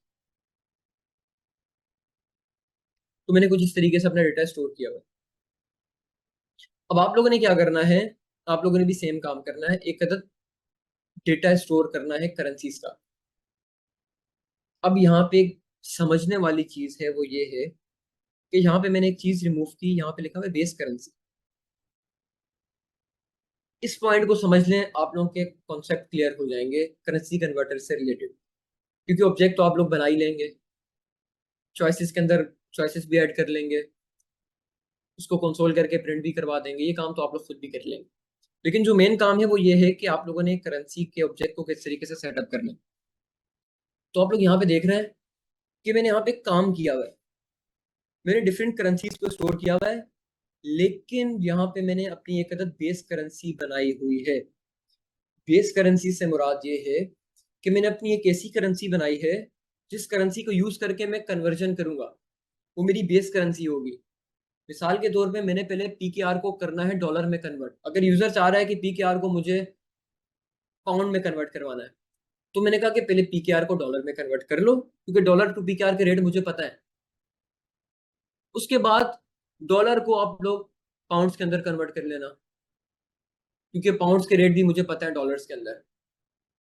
तो मैंने यहाँ पे अपनी बेस करेंसी दे दी यूएसडीटी, उसकी मैंने वैल्यू रख ली 1। मैंने कहा डॉलर $1 तो $1 के इक्वल होगा। अब आगे चल के मैंने कहा कि यूरो कितने डॉलर्स के इक्वल होगा, 1 यूरो। तो गूगल करेंगे, आप लोगों को मिल जाएगा। यहाँ पे मैंने डमी लिखा हुआ है 0.91। मैंने लिखा 0.91 यूरोस का हमारे पास $1 बनता है। उसी के साथ साथ मैंने लिखा ये जीबीपी, पता नहीं किसकी करेंसी है, गूगल की थी, डमी करेंसी मिल गई थी तो यहाँ पे लिख दी। जीबीपी जो भी करेंसी है वो हमारे पास 0.76 जीबीपी $1 बनते हैं। उसी के साथ साथ 74.57 हमारे पास इंडियन रुपीस $1 बनते हैं। और इसी के साथ साथ पाकिस्तान की माशाल्लाह से 280 या 270 पाकिस्तानी रुपीस $1 बनते हैं। तो मतलब पहले मैंने अपनी सारी करेंसीज को डॉलर की बेस पे सेट कर दिया कि मेरी सारी करेंसीज $1 में कितनी आ सकती हैं। पाकिस्तानी रुपीस 280 आ सकते हैं, इंडियन रुपीस 74 आ सकते हैं, जीबीपी 0.76 आ सकते हैं, और यूरो हमारे पास 0.91 आ सकते हैं, और डेफिनेटली यूएसडीटी 1 ही आएंगे। तो यहाँ पे मैंने बेस करेंसी सेट कर दी। अच्छा, अब ये वाली करेंसीज को ही मैंने यहाँ पे लिस्ट बना के लिख लेना है। मैंने कहा सबसे पहले आप लिखो यूएसडीटी, अच्छा कैपिटल में लिख लें यूएसडीटी। उसके बाद आप लिख लो यहाँ पे यूरो। उसके बाद यहाँ पे आप लिख लो जीबीपी। उसके बाद आप यहाँ पे लिख लो IN, इंडियन रुपीस। उसी के साथ साथ आप यहाँ पे लिख लो PKR, इसको भी इनपुट बॉक्स के अंदर, सॉरी स्ट्रिंग के अंदर लिख लो। मैंने अपनी लिस्ट की चॉइसेस भी यहाँ पे सेट कर दी। अब इसको चला के देखते हैं कि चॉइसेस हमारे पास आ रही हैं या नहीं आ रही। अच्छा, ये मैं 2 कमांड को मर्ज करके लिख रहा हूँ, और आई होप ये सिंटेक्स आप लोगों को पता होगा। ये देखें, मेरे सामने एक अदद लिस्ट शो हो गई। वो कह रहा है कि यूज एरो की, वो कह रहा है कि एरो की यूज करके अपनी मर्जी की सिलेक्ट कर दो। ये देखें, एरो की अप एंड डाउन को यूज करके मैं कोई भी करेंसी को सिलेक्ट कर सकता हूँ। कोई भी कर दो, मैंने कहा यूरो कर दो, तो देखें यूरो मेरी करेंसी सिलेक्ट हो गई। तो मुझे एक प्रॉब्लम तो सॉल्व हो गई कि यूजर से मैं एक लिस्ट मंगवा रहा हूँ, उस लिस्ट की मदद से मैं करेंसीज को शो कर रहा हूँ, और यूजर उसमें से कोई भी एक अदद करेंसी को सिलेक्ट कर रहा हूँ। अच्छा, ये आप देख रहे हैं इंटर फ्रॉम करेंसी, ये हमारे पास जो भी मैसेज है वो हमारे पास यहाँ पे डिस्प्ले हो रहा है। ये देखिए इंटर फ्रॉम करेंसी, इसको मैं चेंज करूंगा तो यहाँ पे भी चेंज हो जाएगा। अच्छा जी, अब एक ही इंक्वायरर के फंक्शन के अंदर मल्टीपल यूजर से इनपुट लेने का क्या तरीकेकार होता है।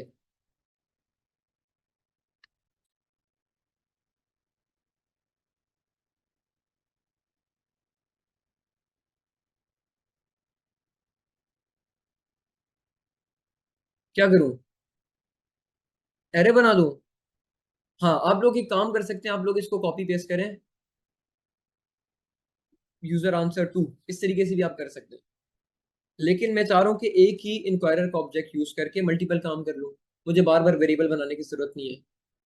तो यहाँ पे मैं एक काम करूंगा, यहाँ पे मैं एक अदद न्यू ऑब्जेक्ट बनाऊंगा, मैं यहाँ पे लगाऊंगा कॉमा, सबसे पहले तो मुझे इसको एक अदद एरे बना के स्टोर करना होगा।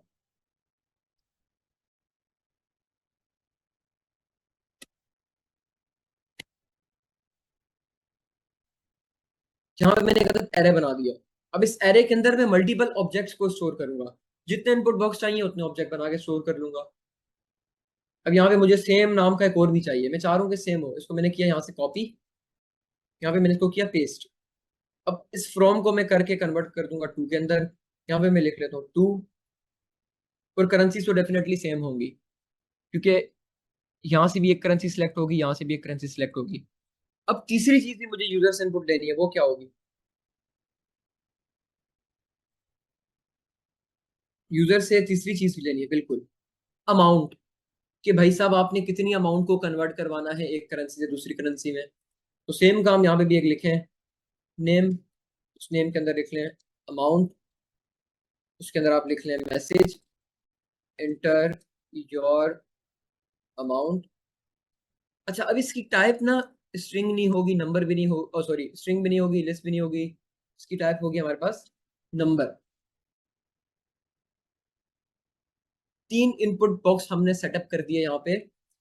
इसको चला के देखते हैं कि तीनों इनपुट बॉक्स हमारे से को पूछ रहा है या नहीं पूछ रहा है। इसको करते हैं क्लियर स्क्रीन, इसको चला के देखते हैं। हाँ भाई, सबसे पहला सवाल तो आ गया, इंटर फ्रॉम करेंसी, मैंने कहा यूएसडीटी, ये देखें। दूसरा सवाल ही पूछ रहा है इंटर टू करेंसी, मैंने कहा पीकेआर। तो पूछ रहा है इंटर योर अमाउंट, मैंने कहा $100 को कन्वर्ट करना है। तो ये तीनों सवालों के जवाब मैंने दिए। ऑब्वियसली उसके बाद हमने प्रोग्राम में आगे कुछ किया नहीं था, तो आगे कुछ प्रिंट भी नहीं हुआ। तो यूजर से हमने 3 इनपुट बॉक्स में की मदद से तीनों इनपुट ले लिए, एक फ्रॉम करेंसी ले लिया, एक टू करेंसी ले लिया, एक नंबर करेंसी ले लिया। हाँ जी। अब सबसे इंपॉर्टेंट बात, हमारे पास ये करेंसीज का डेटा सारा का सारा मौजूद है। अब यूजर हमें यूएसडीटी भी दे सकता है, यूरो भी दे सकता है, इंडियन रुपीस भी दे सकता है, जीबी भी दे सकता है, पीकेआर भी दे सकता है, उसकी मर्जी, लिस्ट में जो भी दे। तो हम सबसे पहले काम करते हैं कि यूजर हमें जो भी इनपुट बॉक्स में देगा, इनपुट में यूजर हमें जो भी करेंसी देगा, उस करेंसी की एक अदद अमाउंट यहाँ से हम निकाल देते हैं। सबसे पहले हमारा ये टास्क है, और उसको एक वेरिएबल में स्टोर कर लेते हैं। मैंने कहा लेट फ्रॉम करेंसी या फ्रॉम अमाउंट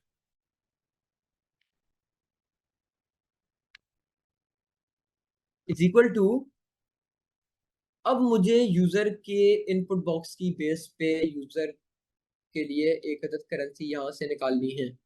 सबसे पहले मुझे एक चीज बताएं, कि आप लोगों को ये चीज क्लियर है कि हमें अगर यूजर नेम, तो हमारे पास पता है कि सारे के सारे इनपुट बॉक्स के आंसर यहाँ पे आके स्टोर होंगे, तो हम उसको गेट कैसे करेंगे? ये कितनों को पता है? मुझे यूजर नेम के अंदर से फ्रॉम को गेट करना है, टू को गेट करना है, अमाउंट को गेट करना है, तो कैसे करेंगे?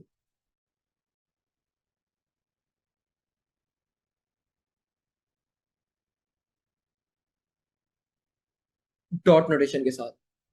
मैं बताता हूँ ये क्यों करेंगे। देखिए, जब भी इंक्वायरर का पैकेज चलता है, ये वाला हमारा का सारा काम एग्जीक्यूट होता है, ये वाला कोड चलता है, तो इंक्वायरर की मदद से इंक्वायरर हमारे लिए अपने जो भी कोड लिखा हुआ है उसकी मदद से यूजर से सवाल पूछता है। जितने भी सवाल की लिस्ट है उतने सारे के सारे सवाल पूछेगा। वो सारे के सारे सवाल पूछने के बाद हमें यूजर आंसर नाम के वेरिएबल के अंदर एक अदद ऑब्जेक्ट ला के स्टोर करवा देगा। वो कहेगा कि आपका ऑब्जेक्ट के अंदर पहली प्रॉपर्टी है फ्रॉम, दूसरी है टू, तीसरी है अमाउंट, और इनके अंदर इसकी वैल्यूज आके स्टोर हो जाएंगी जो भी यूजर इनपुट करेगा। इसको एक बार कंसोल करके देख लेते हैं। इसको करते हैं कमेंट, इसको चल के देखते हैं। यहाँ पे लिखते हैं एक अदद कंसोल, यहाँ पे लिखते हैं यूजर आंसर, कि भैया यूजर ने क्या आंसर किया, उसको कंसोल करके देख लो। इसको चला के देखते हैं। यूजर ने फ्रॉम करेंसी सिलेक्ट की यूएसडीटी, टू करेंसी सिलेक्ट की पीकेआर, अमाउंट अपनी डाली 100। ये देखें, जब मैंने यूजर आंसर्स को प्रिंट किया या कंसोल किया तो मेरे पास एक अदद ऑब्जेक्ट आ गया, ये वाला। जिसकी प्रॉपर्टी में सबसे पहले फ्रॉम है, फिर टू है, फिर अमाउंट है। और अच्छा एक चीज गौर करें कि जो भी वैल्यूज हैं वो वही वैल्यूज हैं जो यूजर ने हमें इनपुट में दी हैं। इसको चेंज करके देखते हैं। फ्रॉम करेंसी को जीबीपी करते हैं, टू को यूरो करते हैं, अमाउंट अपनी तो डाल देते हैं। ये देखें, जो भी यूजर हमें इनपुट में दे रहा है उसकी बेस से हमारे ऑब्जेक्ट की प्रॉपर्टीज की वैल्यू हर बार अपडेट हो रही है। लेकिन एक चीज गौर करें कि हमारे पास प्रॉपर्टी हर बार सेम ही है। यहाँ पे फ्रॉम है, यहाँ भी फ्रॉम है, यहाँ टू है, यहाँ भी टू है, यहाँ अमाउंट है, यहाँ भी अमाउंट है। तो ये कैसे सेट हो गई? ये जो हमारे पास ऑब्जेक्ट की प्रॉपर्टीज के नेम है या की है, ये हमारे पास सेट हुई हमारे नेम की मदद से। जो भी हम अपने इनपुट बॉक्स के अंदर नेम डिफाइन करते हैं वही हमारे पास ऑब्जेक्ट की प्रॉपर्टी बन जाती है। तो हमारे पास ऑब्जेक्ट के अंदर सारा का सारा काम आ गया। एक चीज हमें पता है कि ऑब्जेक्ट की प्रॉपर्टी को एक्सेस करने के लिए डॉट नोटेशन लगाते हैं, सिंपल बात है। तो अब हमें फ्रॉम अमाउंट को गेट करना है। अगर मैं यहां पे लिखूंगा यूजर आंसर डॉट फ्रॉम, क्योंकि यहाँ पे आप लोग देखें कि यूजर आंसर डॉट फ्रॉम करेंगे हमें फ्रॉम वाली करेंसी मिल जाएगी। लेकिन एक प्रॉब्लम है, अभी तो हमें सिर्फ फ्रॉम करेंसी मिली है, लेकिन हमें उसकी अमाउंट भी तो चेक करनी है कि उस करेंसी की यूएसडीटी के अंदर क्या अमाउंट बन रही है। और एक बात मैंने पहले अर्ज की थी कि हमें ऑब्जेक्ट की प्रॉपर्टी को एक्सेस करना है। मिसाल के तौर पे मुझे अपनी करेंसी के अंदर से यूजर के इनपुट वाली चीज को एक्सेस करना है, तो मैं डॉट लगा के तो नहीं कर सकता भाई। डॉट लगा के करूंगा मुझे हार्ड कोडेड देना पड़ेगा, यूरो एक्सेस करना है, इंडियन रुपीस करना है, पीकेआर करना है, यूएसडीटी करना है। तो ऑब्जेक्ट की प्रॉपर्टी को डायनेमिकली एक्सेस करने का क्या तरीका होता है? कौन सी नोटेशन? Square notation. तो मैं यहाँ पे लगाऊंगा स्क्वायर ब्रैकेट। अब स्क्वायर ब्रैकेट में मैंने अपनी प्रॉपर्टी का नाम देना है। अब प्रॉपर्टी का नाम मैं हार्ड कोडेड तो देने से रहा, क्योंकि हार्ड कोडेड देंगे तो पहले वाला ही काम कर लेते डॉट वाला। हमें ऐसा तो करना नहीं है। हमें करना है जो भी user answer dot from, user answer dot from, ये कहते ऑब्जेक्ट आएगा हमारे पास, उस ऑब्जेक्ट की प्रॉपर्टी होगी फ्रॉम। जो भी वैल्यू इस प्रॉपर्टी के अंदर आएगी उसको हमें गेट करना है। तो यहाँ पे मैं लिखूंगा यूजर आंसर डॉट फ्रॉम। अच्छा ये एरर वही वाला एरर है तो इसको भी यानी कर देते हैं, मसला नहीं है। User answer dot from. अब यूजर आंसर डॉट फ्रॉम के अंदर हमें यूजर आंसर फ्रॉम वाला है, इस लिस्ट में से कोई भी एक चॉइस मिलेगी। फर्ज कर लेते हैं यूएसडीटी मिलेगा, तो इस यूजर आंसर डॉट फ्रॉम पूरे की जगह पे हमें क्या मिल जाएगा? यूएसडीटी स्ट्रिंग के अंदर। यस, पूरे की जगह पे हमारे पास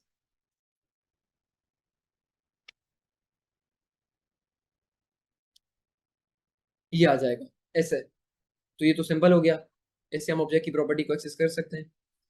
तो कुछ इस तरीके से हमारे पास फ्रॉम वाली वैल्यू को हम गेट करेंगे। दूसरा वेरिएबल बनाते हैं टू अमाउंट। सेम काम करेंगे, currency square bracket user answer dot to. अब इस टू के अंदर भी यूजर जो भी करेंसी सिलेक्ट करेगा, टू करेंसी किस में कन्वर्ट करवाना है, तो या यूएसडीटी आएगा, या यूरो आएगा, या जीबीपी, इन आईएनआर, पीकेआर, जो भी आएगा वो यहाँ पे आ जाएगा। इस पूरी की पूरे ऑब्जेक्ट की प्रॉपर्टी की जगह वो आ जाएगा। अगर इसकी जगह वो आएगा तो करेंसी के अंदर से मिसाल के तौर पे पीकेआर सिलेक्ट किया तो पीकेआर की वैल्यू उठ के आ जाएगी। तो ये सारी की सारी प्रॉपर्टीज, उसकी वैल्यूज हमारे पास उठ के आएंगी, फ्रॉम अमाउंट और टू अमाउंट के अंदर आके सेट हो जाएंगी। इसको एक बार कंसोल करके देख लेते हैं, इन दोनों चीजों को। कंसोल मैंने किया फ्रॉम अमाउंट, उसके बाद दोबारा कंसोल किया टू अमाउंट, और इसको रन करके देखते हैं। हाँ भाई, फ्रॉम करना है हमें यूएसडीटी से, टू करना है हमें इंडियन रुपीस के अंदर, अमाउंट हमें डालनी है 200। ये देखें फ्रॉम वाली बन रहेगी क्योंकि यूएसडीटी की क्या वैल्यू है? 1। टू वाली रहेगी 74.57। क्यों? क्योंकि यहाँ पे इंडियन रुपीस की वैल्यू क्या है? 74.57। तो मतलब ये है कि हमने यूजर के इनपुट की मदद से या यूजर के इनपुट की बेस पे अपनी करेंसी के अंदर से अमाउंट गेट कर ली। हमारा काम यहाँ तक डन हो गया। अब एक और काम कर लेते हैं, अमाउंट नाम का एक वेरिएबल बनाते हैं। इसमें अब डायरेक्ट यहाँ पे user answer dot amount, user जो भी इनपुट देगा उस अमाउंट को भी तो हमें कहीं ना कहीं स्टोर करना है, तो उसको हम इस तरीके से स्टोर कर लेते हैं। यूजर आंसर डॉट अमाउंट, इसको हमने एक अमाउंट नाम के वेरिएबल के अंदर स्टोर कर लिया। इसको भी कंसोल करके देख लेते हैं। अमाउंट, इन तीनों चीजों को एक बार चला के देख लेते हैं। सबसे पहले पूछ रहा है टू फ्रॉम, सॉरी फ्रॉम मैंने कहा euro to PKR amount so, तो सारी की सारी प्रॉपर्टीज उसकी बेस पे करेंसी की वैल्यूज मेरे पास उठ के आ गई। यूजर ने जो अमाउंट एंटर की थी वो भी उठ के आ गई। हमारा एक टास्क तो कंप्लीट हो गया। उसमें ये कि यूजर से इनपुट ले लिया और उस इनपुट की बेस पे हमने अपनी करेंसी की वैल्यूज को भी गेट कर दिया। यहाँ तक क्लियर है? तो आगे चलते हैं और आई होप के क्लियर होगा।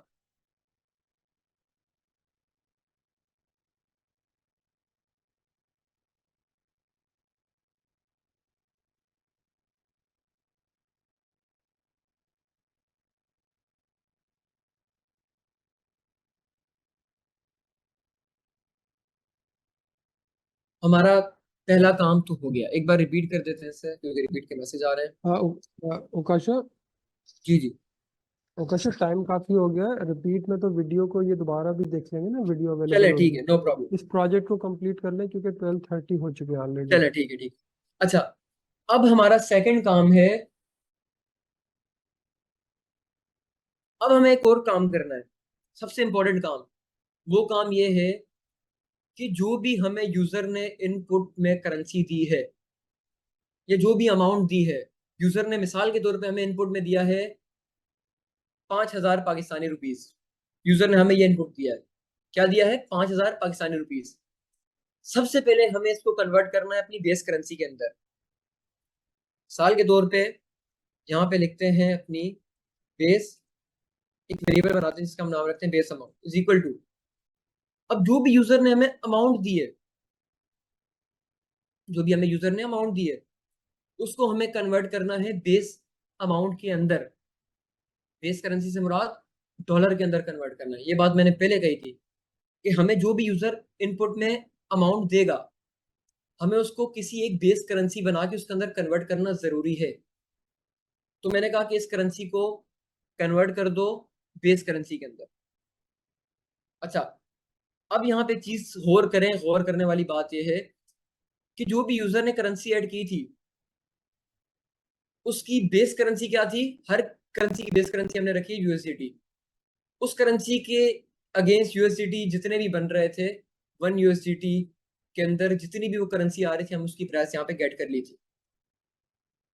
1 USDT हमने अपनी बेस करेंसी रखी है। तो 1 USDT के अंदर जितनी भी ये करेंसीज आती हैं, अगर पाकिस्तानी रुपीज हैं तो वो 280 आते हैं, तो उसको हमने गेट कर लिया था। अब इसको हमें यूजर की अमाउंट को कन्वर्ट करना है बेस करेंसी के अंदर। कैसे करेंगे? यहाँ पे लिखेंगे amount divided by from amount. From amount से मुराद जो भी यूजर की करेंसी सिलेक्ट की है जिससे उसे कन्वर्ट करवाना है, उसकी हमें डॉलर हमने कन्वर्ट करके रख लिया है। मिसाल के तौर पे मैंने, अच्छा एक बात बताएं, इसको सिंपलीफाई करते हैं, बहुत सिंपल बनाते हैं। मैंने कन्वर्ट करना है PKR टू डॉलर। अब PKR टू डॉलर कन्वर्ट करने के लिए मेरे पास पड़े हुए हैं 15,000 PKR। मुझे इसको डॉलर में कन्वर्ट करना है, क्या करूंगा? PKR को डॉलर में कन्वर्ट करना है, क्या करूंगा?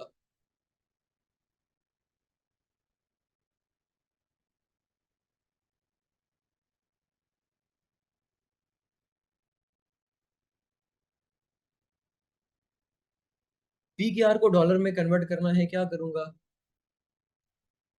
एक्सचेंज रेट से इसको डिवाइड करूंगा। डॉलर का क्या एक्सचेंज रेट चल रहा है? 280 PKR की बेस पे। 15,000 PKR को डॉलर में कन्वर्ट करना है तो डिवाइड बाय 280। अभी आप लोग गौर कर रहे हैं कि 280 यहाँ पे मैंने हार्ड कोडेड लिखा है, लेकिन यहाँ पे हम लोग डायनेमिकली गेट कर रहे हैं कि यूजर जो भी अमाउंट लिख रहा है उसकी बेस पे आप लोग बेस करेंसी उठा के ले आओ, उसको डॉलर में कन्वर्ट करो। तो हमने उसकी डॉलर की वैल्यू ऑलरेडी यहाँ पे सेट की थी, तो यहाँ पे हमने उसको गेट भी कर दिया। तो 280 डायरेक्ट लिखने की बजाय मैंने लिखा फ्रॉम अमाउंट, क्योंकि हर बार पीकेआर को कन्वर्ट नहीं करना होगा, कभी यूरो को भी कन्वर्ट करना होगा, कभी इंडियन रुपीज को भी कन्वर्ट करना होगा। तो इस कोड की मदद से हमारे पास डायनेमिकली डिफरेंट करेंसीज को डॉलर में कन्वर्ट करके फ्रॉम अमाउंट में वैल्यू आती रहेगी। फ्रॉम अमाउंट में हमें एक्सचेंज रेट मिलता रहेगा हर बार डिफरेंट। तो यूजर के अमाउंट को मैंने फ्रॉम अमाउंट के अंदर कन्वर्ट कर लिया, और सॉरी फ्रॉम अमाउंट से डिवाइड करके बेस करेंसी के अंदर डॉलर के अंदर कन्वर्ट कर लिया। अब मुझे इसको करना है कन्वर्ट अमाउंट। अब मुझे इसको डॉलर को यूरो के अंदर कन्वर्ट करवाना है। क्या करूंगा, मुझे डॉलर सॉरी डॉलर को यूरो में कन्वर्ट करना है। मेरे पास डॉलर आ गया है $500। अब इसको मुझे यूरो में कन्वर्ट करना है। यहां तक तो हमारे पास बेस अमाउंट आ गई। बेस अमाउंट क्या होगी डॉलर के अंदर, यहाँ पे लिख लेते हैं।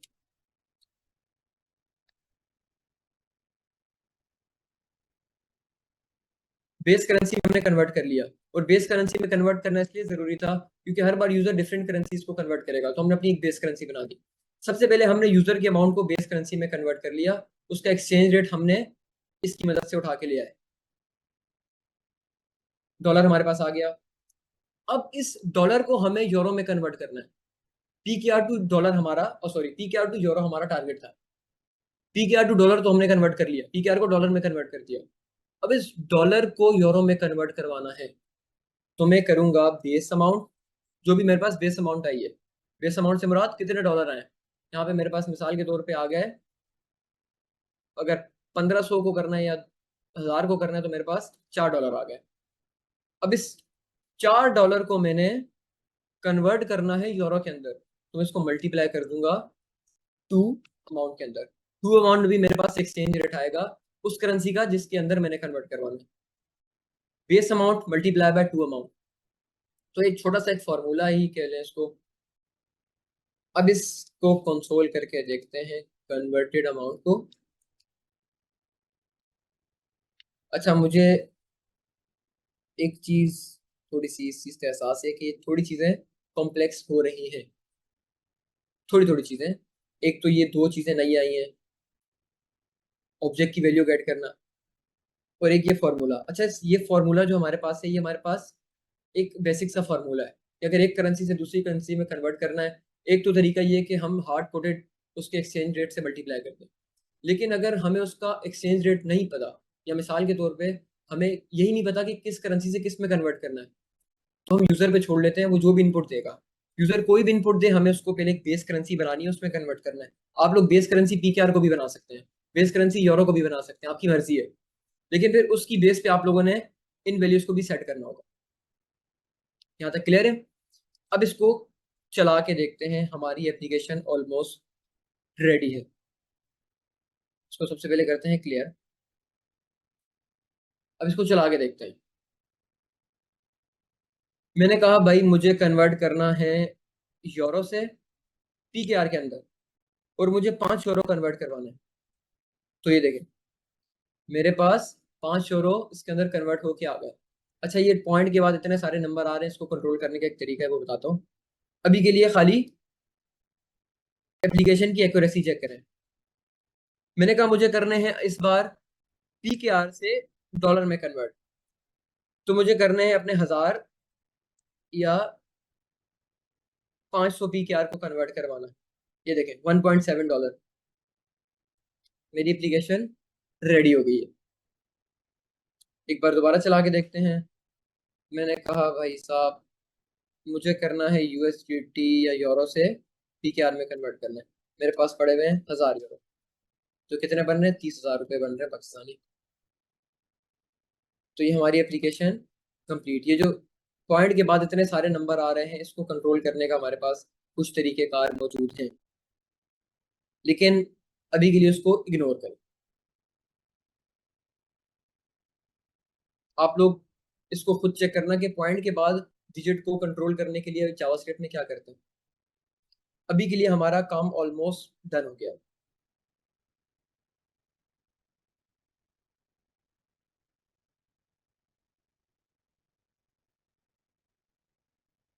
उकाशा कंक्लूड कर ले, और कोई अगर आपका असाइनमेंट देना है तो वो दे, और नहीं फिर नहीं, हम इसको एक बार सेशन। रिवाइज कर लेते हैं दोबारा से, ठंडे ठीक दिमाग के है। साथ एक बार दोबारा ठीक। से लेके चलते।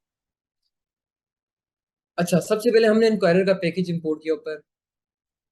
उसके बाद हमारा सेकंड काम था कि अपनी एक बेस करेंसी बना के उसकी बेस पे सारी करेंसीज को सेट करना। और ये क्यों है जरूरी है, इसका आगे आप लोगों ने यूज केस देख लिया, इसको हम दोबारा एक बार देख लेंगे। हमने सबसे पहले अपनी एक बनाई बेस करेंसी। हमने कहा कि यूएसडीटी को, डॉलर को आप लोग बेस करेंसी बना दो। $1 हमने यहाँ पे सेट कर लिया, हमारी एक बेस करेंसी सेट हो गई। $1 के ही इक्वल होते हैं, हमें पता है, हर किसी को पता है। उसके बाद हमने कहा कि यूरो, कितने यूरो $1 के इक्वल होते हैं? हमने कहा भाई 0.91 यूरो $1 के इक्वल। इसी तरीके से आगे चल के हमने पीकेआर को भी कहा कि कितने पीकेआर $1 के इक्वल होते हैं? हमने कहा 280 पीकेआर होते हैं। हमारी बेस करेंसी सेट हो गई, उसकी बेस पे हमने वैल्यूज को भी सेट कर लिया। और आप लोगों की मर्जी है, बेस करेंसी पीकेआर को बनाए, इंडियन रुपीस को बनाए, यूरो को बनाए, जिसको बनाए, लेकिन फिर उसी की बेस पे सारी करेंसीज को सेट करना होगा। उसके बाद हमने यूजर से 3 इनपुट ले लिए इस तरीके से। ये वाला काम आप लोग पिछली क्लासेस में बार बार करते रहे हैं। तो अगर इसको हम हटा दें, इन दो चीजों को हम रिमूव कर दें मिसाल के तौर पे, तो हमारा जो एक्चुअल कोड है वो है 5 से 6 लाइन होगा, 5 लाइन होगा, छठी में फिर कंसोल होगा 1 2 3 4 5, जिसमें से अमाउंट वाले के अंदर हमने सिर्फ और सिर्फ ऑब्जेक्ट के अंदर से वैल्यू को गेट करके एक न्यू वेरिएबल में स्टोर किया। एक्चुअल जो हमारा काम हो रहा है वो सिर्फ और सिर्फ 4 लाइनों के अंदर हो रहा है। इसकी मदद से हम लोग यूजर से इनपुट की वैल्यू गेट कर लेंगे, 3 इनपुट की। उसके बाद हम लोग असल काम यहाँ से स्टार्ट करेंगे। हमने कहा कि यूजर जो भी आपको करेंसी दे रहा है, चाहे यूजर इंडियन रुपीस दे रहा है, डॉलर दे रहा है, पीकेआर दे रहा है, यूरो दे रहा है, जीबीपी दे रहा है, जो भी दे रहा है, उसकी अमाउंट उठा के ले आओ कि कितने बनते हैं वो डॉलर। ऑब्जेक्ट की मदद से हम लोग इस तरीके से उठा के ले आए। अच्छा, एक और बात आप लोगों को यहाँ पे बता दूं कि ये वाली जो मैंने अप्रोच यूज की है, ये इस अप्रोच को हम कहते हैं डायनेमिक अप्रोच। इससे बचने के लिए आप लोग एक और अप्रोच यूज कर सकते हैं, इफ की कंडीशन लगा के। If user answer dot from अगर यूएसडीटी के इक्वल है, तो आप लोग फ्रॉम अमाउंट को अपडेट करके इसके अंदर 1 ऐड कर दो। अगर यूएसडीटी के इक्वल है तो ये कर दो, पीकेआर के इक्वल है तो ये कर दो, इसके इक्वल है तो ये कर दो, इसके इक्वल है तो ये कर दो। तो ये सारे के सारे काम आपको कंडीशनली चेक करने पड़ते हैं। अभी के लिए तो हमारे पास 5 करेंसीज है। अब गूगल पे आप लोग जाए, आपके पास 100 150 करेंसीज जितनी भी है सारी मौजूद होंगी। तो इसके लिए हमने जो अप्रोच यूज की है वो हमने डायनेमिक अप्रोच यूज की है कि हमने एक ऑब्जेक्ट बना लिया। अब ऑब्जेक्ट के अंदर हम इसकी मदद से ऑब्जेक्ट की प्रॉपर्टी की वैल्यू को गेट करेंगे स्क्वायर एनोटेशन की मदद से। यहाँ पे हम लोग इसकी मदद से यूजर के इनपुट की करेंसी जो भी होगी उसकी बेस करेंसी के अंदर कन्वर्टेड वैल्यू को गेट कर लेंगे। यहाँ पे भी हम लोग उसकी करेंसी गेट कर लेंगे, इसको हम बेसिकली कहेंगे एक्सचेंज रेट। एक्सचेंज रेट, ये दोनों के हमने एक्सचेंज रेट यहाँ पे गेट कर लिए। अब एक सिंपल सा फॉर्मूला है, और यहाँ पे तो हमने कुछ भी नहीं किया, ये वाला काम सबसे आसान है। यूजर की अमाउंट जो भी इनपुट की थी उसको गेट करके एक वेरिएबल में स्टोर कर दिया। अब जो ये वाला काम है ये कदर फॉर्मूले के तहत हो रहा है कि अगर आपने एक अमाउंट को डॉलर के अंदर कन्वर्ट करवाना है तो उसके एक्सचेंज रेट से उसको डिवाइड कर दो। पीकेआर को डॉलर में कन्वर्ट करना है तो पीकेआर के एक्सचेंज रेट को, डॉलर का जो भी एक्सचेंज रेट होगा उससे डिवाइड करवा दो। 1000 पीकेआर को डॉलर में कन्वर्ट करना है, 1000 को 280 से डिवाइड करवा दो। इंडियन रुपीज में कन्वर्ट करवाना है तो 74.54 से उसको डिवाइड करवा दो। तो अगर इस तरीके से हम करेंगे हमारे पास हमारे डॉलर आ जाएंगे। मिसाल के तौर पे हमारे पास $4 आ गए। अब डॉलर को हमने कन्वर्ट करना है अपनी 2 वाली करेंसी के अंदर, जिस करेंसी में हम लोग कन्वर्ट करवाना चाह रहे हैं। $4 है, इसको यूरो में कन्वर्ट करवाना है तो 4 को यूरो के एक्सचेंज रेट से मल्टीप्लाई करवा देंगे। डॉलर और यूरो का जो भी एक्सचेंज रेट चल रहा होगा, हमें क्या पता क्या चल रहा है, हम ऑब्जेक्ट की मदद से उठा के ले आएंगे डायनेमिकली। तो हमारे पास यहाँ पे 2 अमाउंट के अंदर एक्सचेंज रेट आ जाएगा, बेस अमाउंट के अंदर हमारे पास बेस डॉलर आ जाएंगे। इसको जब हम मल्टीप्लाई करेंगे तो हमारे पास कन्वर्टेड अमाउंट आ जाएगी। उस कन्वर्टेड अमाउंट को जब हम कंसोल करेंगे तो हमारे पास हमारा डिजायर्ड आउटपुट आ जाएगा। इसको एक बार दोबारा रन करके देखते हैं, फिर क्लास एंड करते हैं। मैंने कहा भाई यूरो को कन्वर्ट या पीकेआर को कन्वर्ट करवाना है यूएसडीटी के अंदर, 1500 पीकेआर को कन्वर्ट करना है यूएसडीटी के अंदर, $5.3 बन रहे हैं ये टोटल। अच्छा सर, ये क्लियर है चीजें? आई होप कि क्लियर हो गई होंगी। अगर क्वेश्चन लेने हैं, टाइम है तो बता दें, क्वेश्चन ले लेते हैं। हाँ सर, 5 मिनट में ले लें जो क्वेश्चन लेने हैं। मैं एक आधा कोई चले आपको बेहतर 5 लगता मिनट के अंदर ले लो। तो आप खुद से माइक म्यूट कर दें जिसको अनम्यूट करना चाहें, या वो कमेंट पढ़ के देना तो आप देते। चले मैं कर लेता हूं। अच्छा हैंड रेस कर लें जिनके क्वेश्चन है। मैं अब्दुल लतीफ आपको अनम्यूट कर रहा हूँ। ठीक है ना। अब्दुल लतीफ। अस्सलामुअलैकुम। अच्छा वालेकुम मुझे ये सलाम। पूछना था कि जो सबसे पहले आपने थोड़ा सा ऊपर करेंगे, एक चीज। हाँ बिल्कुल टॉप पे आ जाए। जो आपने करेंसी, हाँ, तो यूएसडी $1 लिखे, तो इसका मतलब ये मैं जो समझाऊं कि एक डॉलर जो है वो 0.91 यूरो के बराबर है, और पाउंड जो है 0.76 बराबर है, यही है ना। अच्छा बिल्कुल यही है। देखिए हमने एक बेस करेंसी बना दी, क्योंकि हमें सबसे पहले अपनी अमाउंट को बेस करेंसी में कन्वर्ट करना है, क्योंकि हमें नहीं पता कि यूजर किस करेंसी से किस करेंसी के अंदर कन्वर्ट करवाना चाह रहा है। हाँ, अगर हमें ये पता होता कि किस करेंसी से किस करेंसी में कन्वर्ट करवाना है तो सिंपली फंडा था, फिर तो कोई मसला ही नहीं था। हम लोग उसकी अमाउंट को उस डिजायर्ड करेंसी से मल्टीप्लाई करवा देते, हमारा काम हो जाता। लेकिन अभी हमें नहीं पता, तो इसलिए हमने बीच में एक अदद अपनी बेस करेंसी सेट कर दी। उस बेस करेंसी में सबसे पहले हम अपनी अमाउंट को कन्वर्ट करवाएंगे। अब हमें पता है कि डॉलर के अंदर हमारी अमाउंट आके कन्वर्ट हो गई है। इस फॉर्मूले के तहत हमने अपनी अमाउंट को डॉलर में कन्वर्ट कर दिया। अब मुझे बताएं, डॉलर टू पीकेआर जाना या डॉलर टू यूरो जाना कुछ मुश्किल है? हम उसके एक्सचेंज रेट से मल्टीप्लाई करवा देंगे तो हमारे पास आउटपुट आ जाएगा।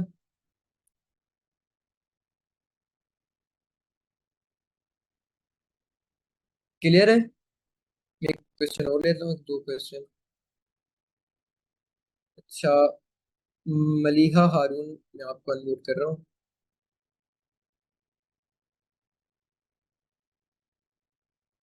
अच्छा सर, आप अनम्यूट करते हैं मेरे पास आई थिंक। जी उकाशा में करते मलिहा। हैं, तो आउट ही अच्छा हैंड होगा। रेस कर दें, गलती से आपको लोअर हैंड हो गया था तो, या किसी को और कर ले ले क्वेश्चन।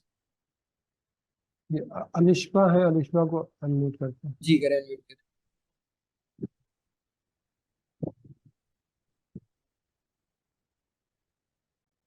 अलिश्बा, ये जवेरिया अनम्यूट है, जवेरिया शेख।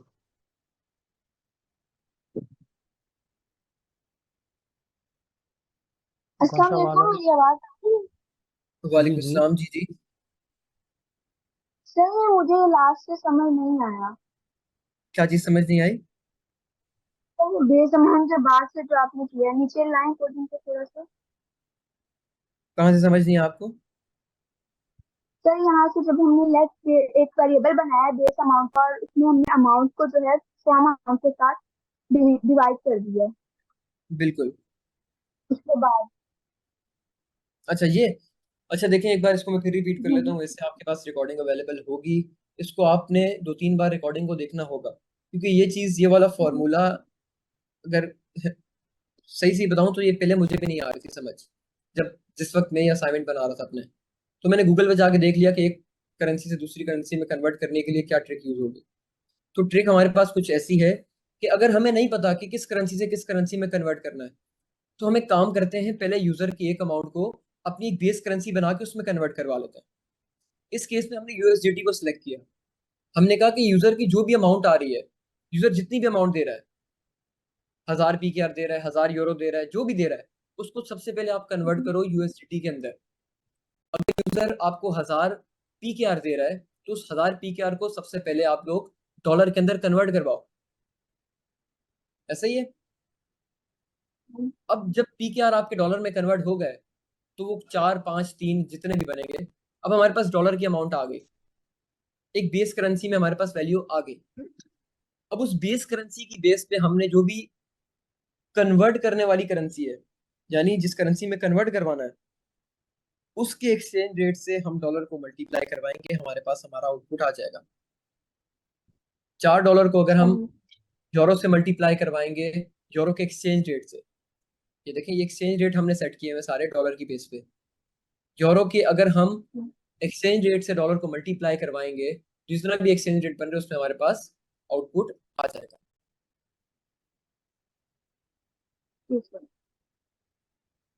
अच्छा, इसको तो सर आप लोग बेस एक अमाउंट जी जी बेस जी अमाउंट पूछे। में जो बेस है उसमें कोई भी अमाउंट रख सकते हैं अपनी मर्जी से, आप इसके या अंदर वन कुछ ही भी अमाउंट डाल सकती हैं, अपनी मर्जी की अमाउंट, अपनी मर्जी की करेंसी ऐड कर सकती हैं। इसको डायनेमिक बनाने का एक फायदा ये हुआ हमारे पास, अब हमें अगर, अच्छा ये आपका प्रोग्राम और भी डायनेमिक बन सकता है, इसके अंदर हम चॉइसेस के अंदर इसको और डायनेमिक बना सकते हैं, वो आप लोगों का होमवर्क है कैसे बनाएंगे। इसके अंदर अगर कल को चल के मुझे आगे कोई और करेंसी ऐड करनी है, मिसाल के तौर पे मुझे दिनार ऐड करना है, तो दिनार का एक्सचेंज रेट मैं डॉलर के अंदर लिख लूंगा जो भी बन रहा है, मिसाल के तौर पे 40 बन रहा है। तो अब मैंने यहाँ पे चेंज किया और यहाँ पे मैं ऑप्शन में भी ऐड कर दूंगा, यहाँ पे भी मैं ऑप्शन में ऐड कर दूंगा, और मुझे अपने किसी भी कोड को छेड़ने की जरूरत नहीं है। सिर्फ मैं ये काम करूंगा और यहाँ पे अपने एक्सचेंज रेट ऐड करता जाऊंगा। मेरी एप्लीकेशन डायनेमिक है। क्यों डायनेमिक है? क्योंकि हम लोग जो भी एक्सचेंज रेट को गेट कर रहे हैं वो हम डायनेमिकली कर रहे हैं, और डायनेमिक ऑब्जेक्ट की प्रॉपर्टी गेट करने का तरीका मैंने स्टार्ट में बताया था। तो ये तरीका है हमारे पास। इसको आप लोग प्रैक्टिस करेंगे, इसके बगैर ये समझ नहीं आएगा। एक दो बार करें, 3 बार करें, इस फॉर्मूले को बार बार पढ़ें, खुद रीड करें एक बार, आपको समझ आ जाएगा। अच्छा, सैयद अमार खान, आपको मैं अनम्यूट कर रहा हूँ।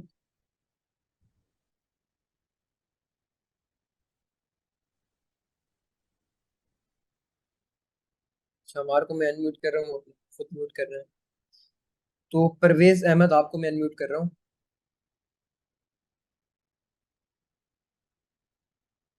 जी अस्सलाम वालेकुम सर। वालेकुम अस्सलाम। अस्सलाम वालेकुम सर। वालेकुम अस्सलाम।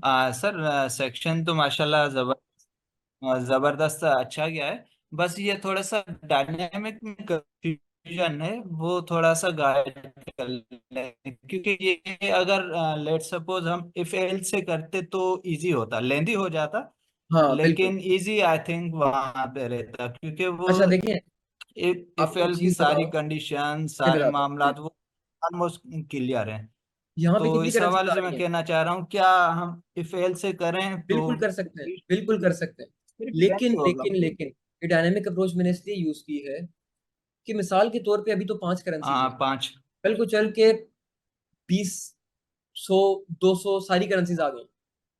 अब मुझे हर करेंसी की बेस पे कंडीशन लगानी होगी कि अगर यूजर की टू अमाउंट ये है तो इसका एक्सचेंज रेट उठा के लाओ, अगर यूजर की टू अमाउंट ये है तो इसका एक्सचेंज रेट उठा के लाओ।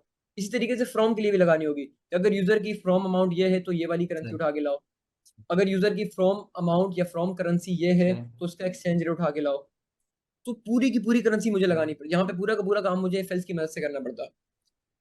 तो ये जो मैंने काम किया है ये एक अदद बेस्ट बेस्ट सही अप्रोच है इस चीज को करने की। अभी आपका 5 लाइनों के अंदर पूरा का पूरा काम हो गया। हाँ मैं मानता हूँ कि ये वाली जो चीज है ये थोड़ी सी ट्रिकी हो सकती है कुछ लोगों के लिए, लेकिन इस चीज को आप लोग प्रैक्टिस करें, आप लोगों के लिए क्लियर हो जाएगा। ये एक बार दोबारा सही। रिवाइज कर लेता हूँ, रिपीट कर लेता हूँ कि ये जो अप्रोच है अच्छा ऑब्जेक्ट सर, की एक डायनेमिक वैल्यू को गाइड करने की है। डायनेमिकली ऑब्जेक्ट की प्रॉपर्टीज को गाइड करने के लिए सर हम ये एक वाली चीज बस ये गाइड कर लें, लाइन नंबर सर ये लाइन नंबर 33 में लेट फ्रॉम अमाउंट इज कहाँ पे? 33 30 कौन? 33, ओके। ये from amount is equal to currency, तो ये करेंसी का नाम मेंशन करना क्या लाजमी है? इसके जगह आप कोई हाँ और देखें या देखें, मैं आपको खाली एक बात बताता हूँ। देखें, यूजर अमाउंट डॉट अगर हम सिर्फ फ्रॉम करेंगे तो हमें यूजर की करेंसी मिल जाएगी कि किस करेंसी से कन्वर्ट करवाना है। हमें उस करेंसी का एक्सचेंज रेट भी तो चाहिए। User sir, answer dot from के अंदर हमें यूजर की डिजायर करेंसी मिल जाएगी, यूएसडीटी होगी, यूरो मतलब होगी, हमने समझ पीकेआर गया, होगी, जो मतलब भी आपका होगी। ना, मैं क्या मतलब इसी लाइन में वो अमाउंट भी ले रहा है, डॉलर की बिल्कुल कंडीशन ऐसा भी, ही, और कन्वर्ट बिल्कुल भी ऐसा कर ही, रहा है हाथ के हाथ। बिल्कुल ऐसा ही हो रहा है। इसी लाइन के सही अंदर है। हम लोग यूजर आंसर डॉट फ्रॉम के अंदर से उसकी इनपुट के आंसर को भी गेट कर रहे हैं, यहाँ पे सही हमें उसका इनपुट का आंसर मिल जाएगा। हाँ तो बिल्कुल, ये उसी मैं आंसर को हम लोग करेंसी के अंदर जाके ऑब्जेक्ट की प्रॉपर्टी को भी गेट कर रहे हैं, ऑब्जेक्ट की वैल्यू को भी गेट कर रहे हैं, क्योंकि वैल्यू उसका को एक्सचेंज रेट हो। ठीक। मैं मैसेज पढ़ रहा था, सबके सवाल ऑलमोस्ट यही थे कि ये करेंसी हाँ, क्यों आ गई, करेंसी का क्या काम अच्छा है, देखिए मतलब ये ये वाली जो चीज है ना, ये मैंने आप, अच्छा इसको अगर आप लोगों ने थोड़ा सा सिंपल करना है तो इसको ये कर सकते हैं, let user from currency is equal to, इसको यहां से करें copy, let user to currency is equal to, कर दें 2, यहाँ पे लिख लें यूजर फ्रॉम करेंसी, यहाँ पे लिख लें इसको पूरे के पूरे को कट करके लिख लें यूजर, यूजर टू करेंसी। अब सही हो यहाँ गया। पे आपके पता है आपके पास यूजर इनपुट जो भी करेगा वो करेंसी उठ के आ जाएगी, यहाँ पे भी जो भी यूजर इनपुट करेगा उस करेंसी का नाम उठ के आ जाएगा। इसको हमने वेरिएबल में स्टोर कर दिया। सही। अब इस वेरिएबल की मदद से हम लोग, हमें पता है इस वेरिएबल के अंदर या यूएसडीटी आएगा या यूरो आएगा या पीकेआर आएगा या इंडियन रुपीज आएगा, जो भी आएगा अच्छा हमें पता सर, यही है। लास्ट, अच्छा सर सही, गुड हो गया। लास्ट सवाल ऊपर करना को जो हमने करेंसी का ऑब्जेक्ट बनाया हुआ है, जी वैल्यू जी ये फिक्स दी हुई, वैल्यू फिक्स बिल्कुल, दी हुई है हाँ बिल्कुल, ये अभी यूएसडी अभी के का। लिए फिक्स दी है, अभी के लिए फिक्स दी है, क्योंकि अभी एपीआई का एक कॉन्सेप्ट लगेगा जिसमें हम डायनेमिक डेटा को गेट करेंगे सर्वर से, तो वो थोड़ा सा, वो बताने का फायदा बिल्कुल नहीं है अभी, क्योंकि वो थोड़े डिफरेंट कॉन्सेप्ट है, वो एडवांस कॉन्सेप्ट है। अभी के लिए ये समझे कि हमारा सर मैं डेटाबेस है, यहाँ ये पे हमने चीज, सारे एक चीज ऐड एक्सचेंज करना रेट सेट चाहता किए हूँ। हुए हैं। क्लियर सही। है आपका? नहीं तो सर ये रेट हम इंक्वायरी से ले सकता है ना, हो सकता है डेली बेसिस पे रेट चेंज हो रहे हो। नहीं नहीं नहीं, देखिए इंक्वायरर में हम लोग ये नहीं ले सकते, क्योंकि अगर यूजर को पता है कि ये इसके इक्वल है तो उससे खुद ही मल्टीप्लाई करके कर लेगा। यूजर हमें क्यों इनपुट देगा एक्सचेंज रेट? हम गूगल पे जाएं, यहाँ पे डॉलर टू पी के आर में मैं डॉलर की अमाउंट लिख रहा हूँ, $2 को पाकिस्तानी रुपीज में कन्वर्ट करना है, यहाँ पे मैं उसका एक्सचेंज रेट तो नहीं बता रहा, वो तो मुझे गूगल बता रहा है कि कितना एक्सचेंज रेट बन रहा है। तो एक्सचेंज रेट हमारे सिस्टम में ही होगा, हम यूजर से इनपुट नहीं लेंगे। हाँ ठीक है तो उकाशा। हाँ, चलें इसको क्लास फॉलो को वाइंड करो। अप करते हैं। ठीक है, thank you Ukasha. Okay, okay, अल्लाह हाफिज, अल्लाह हाफिज।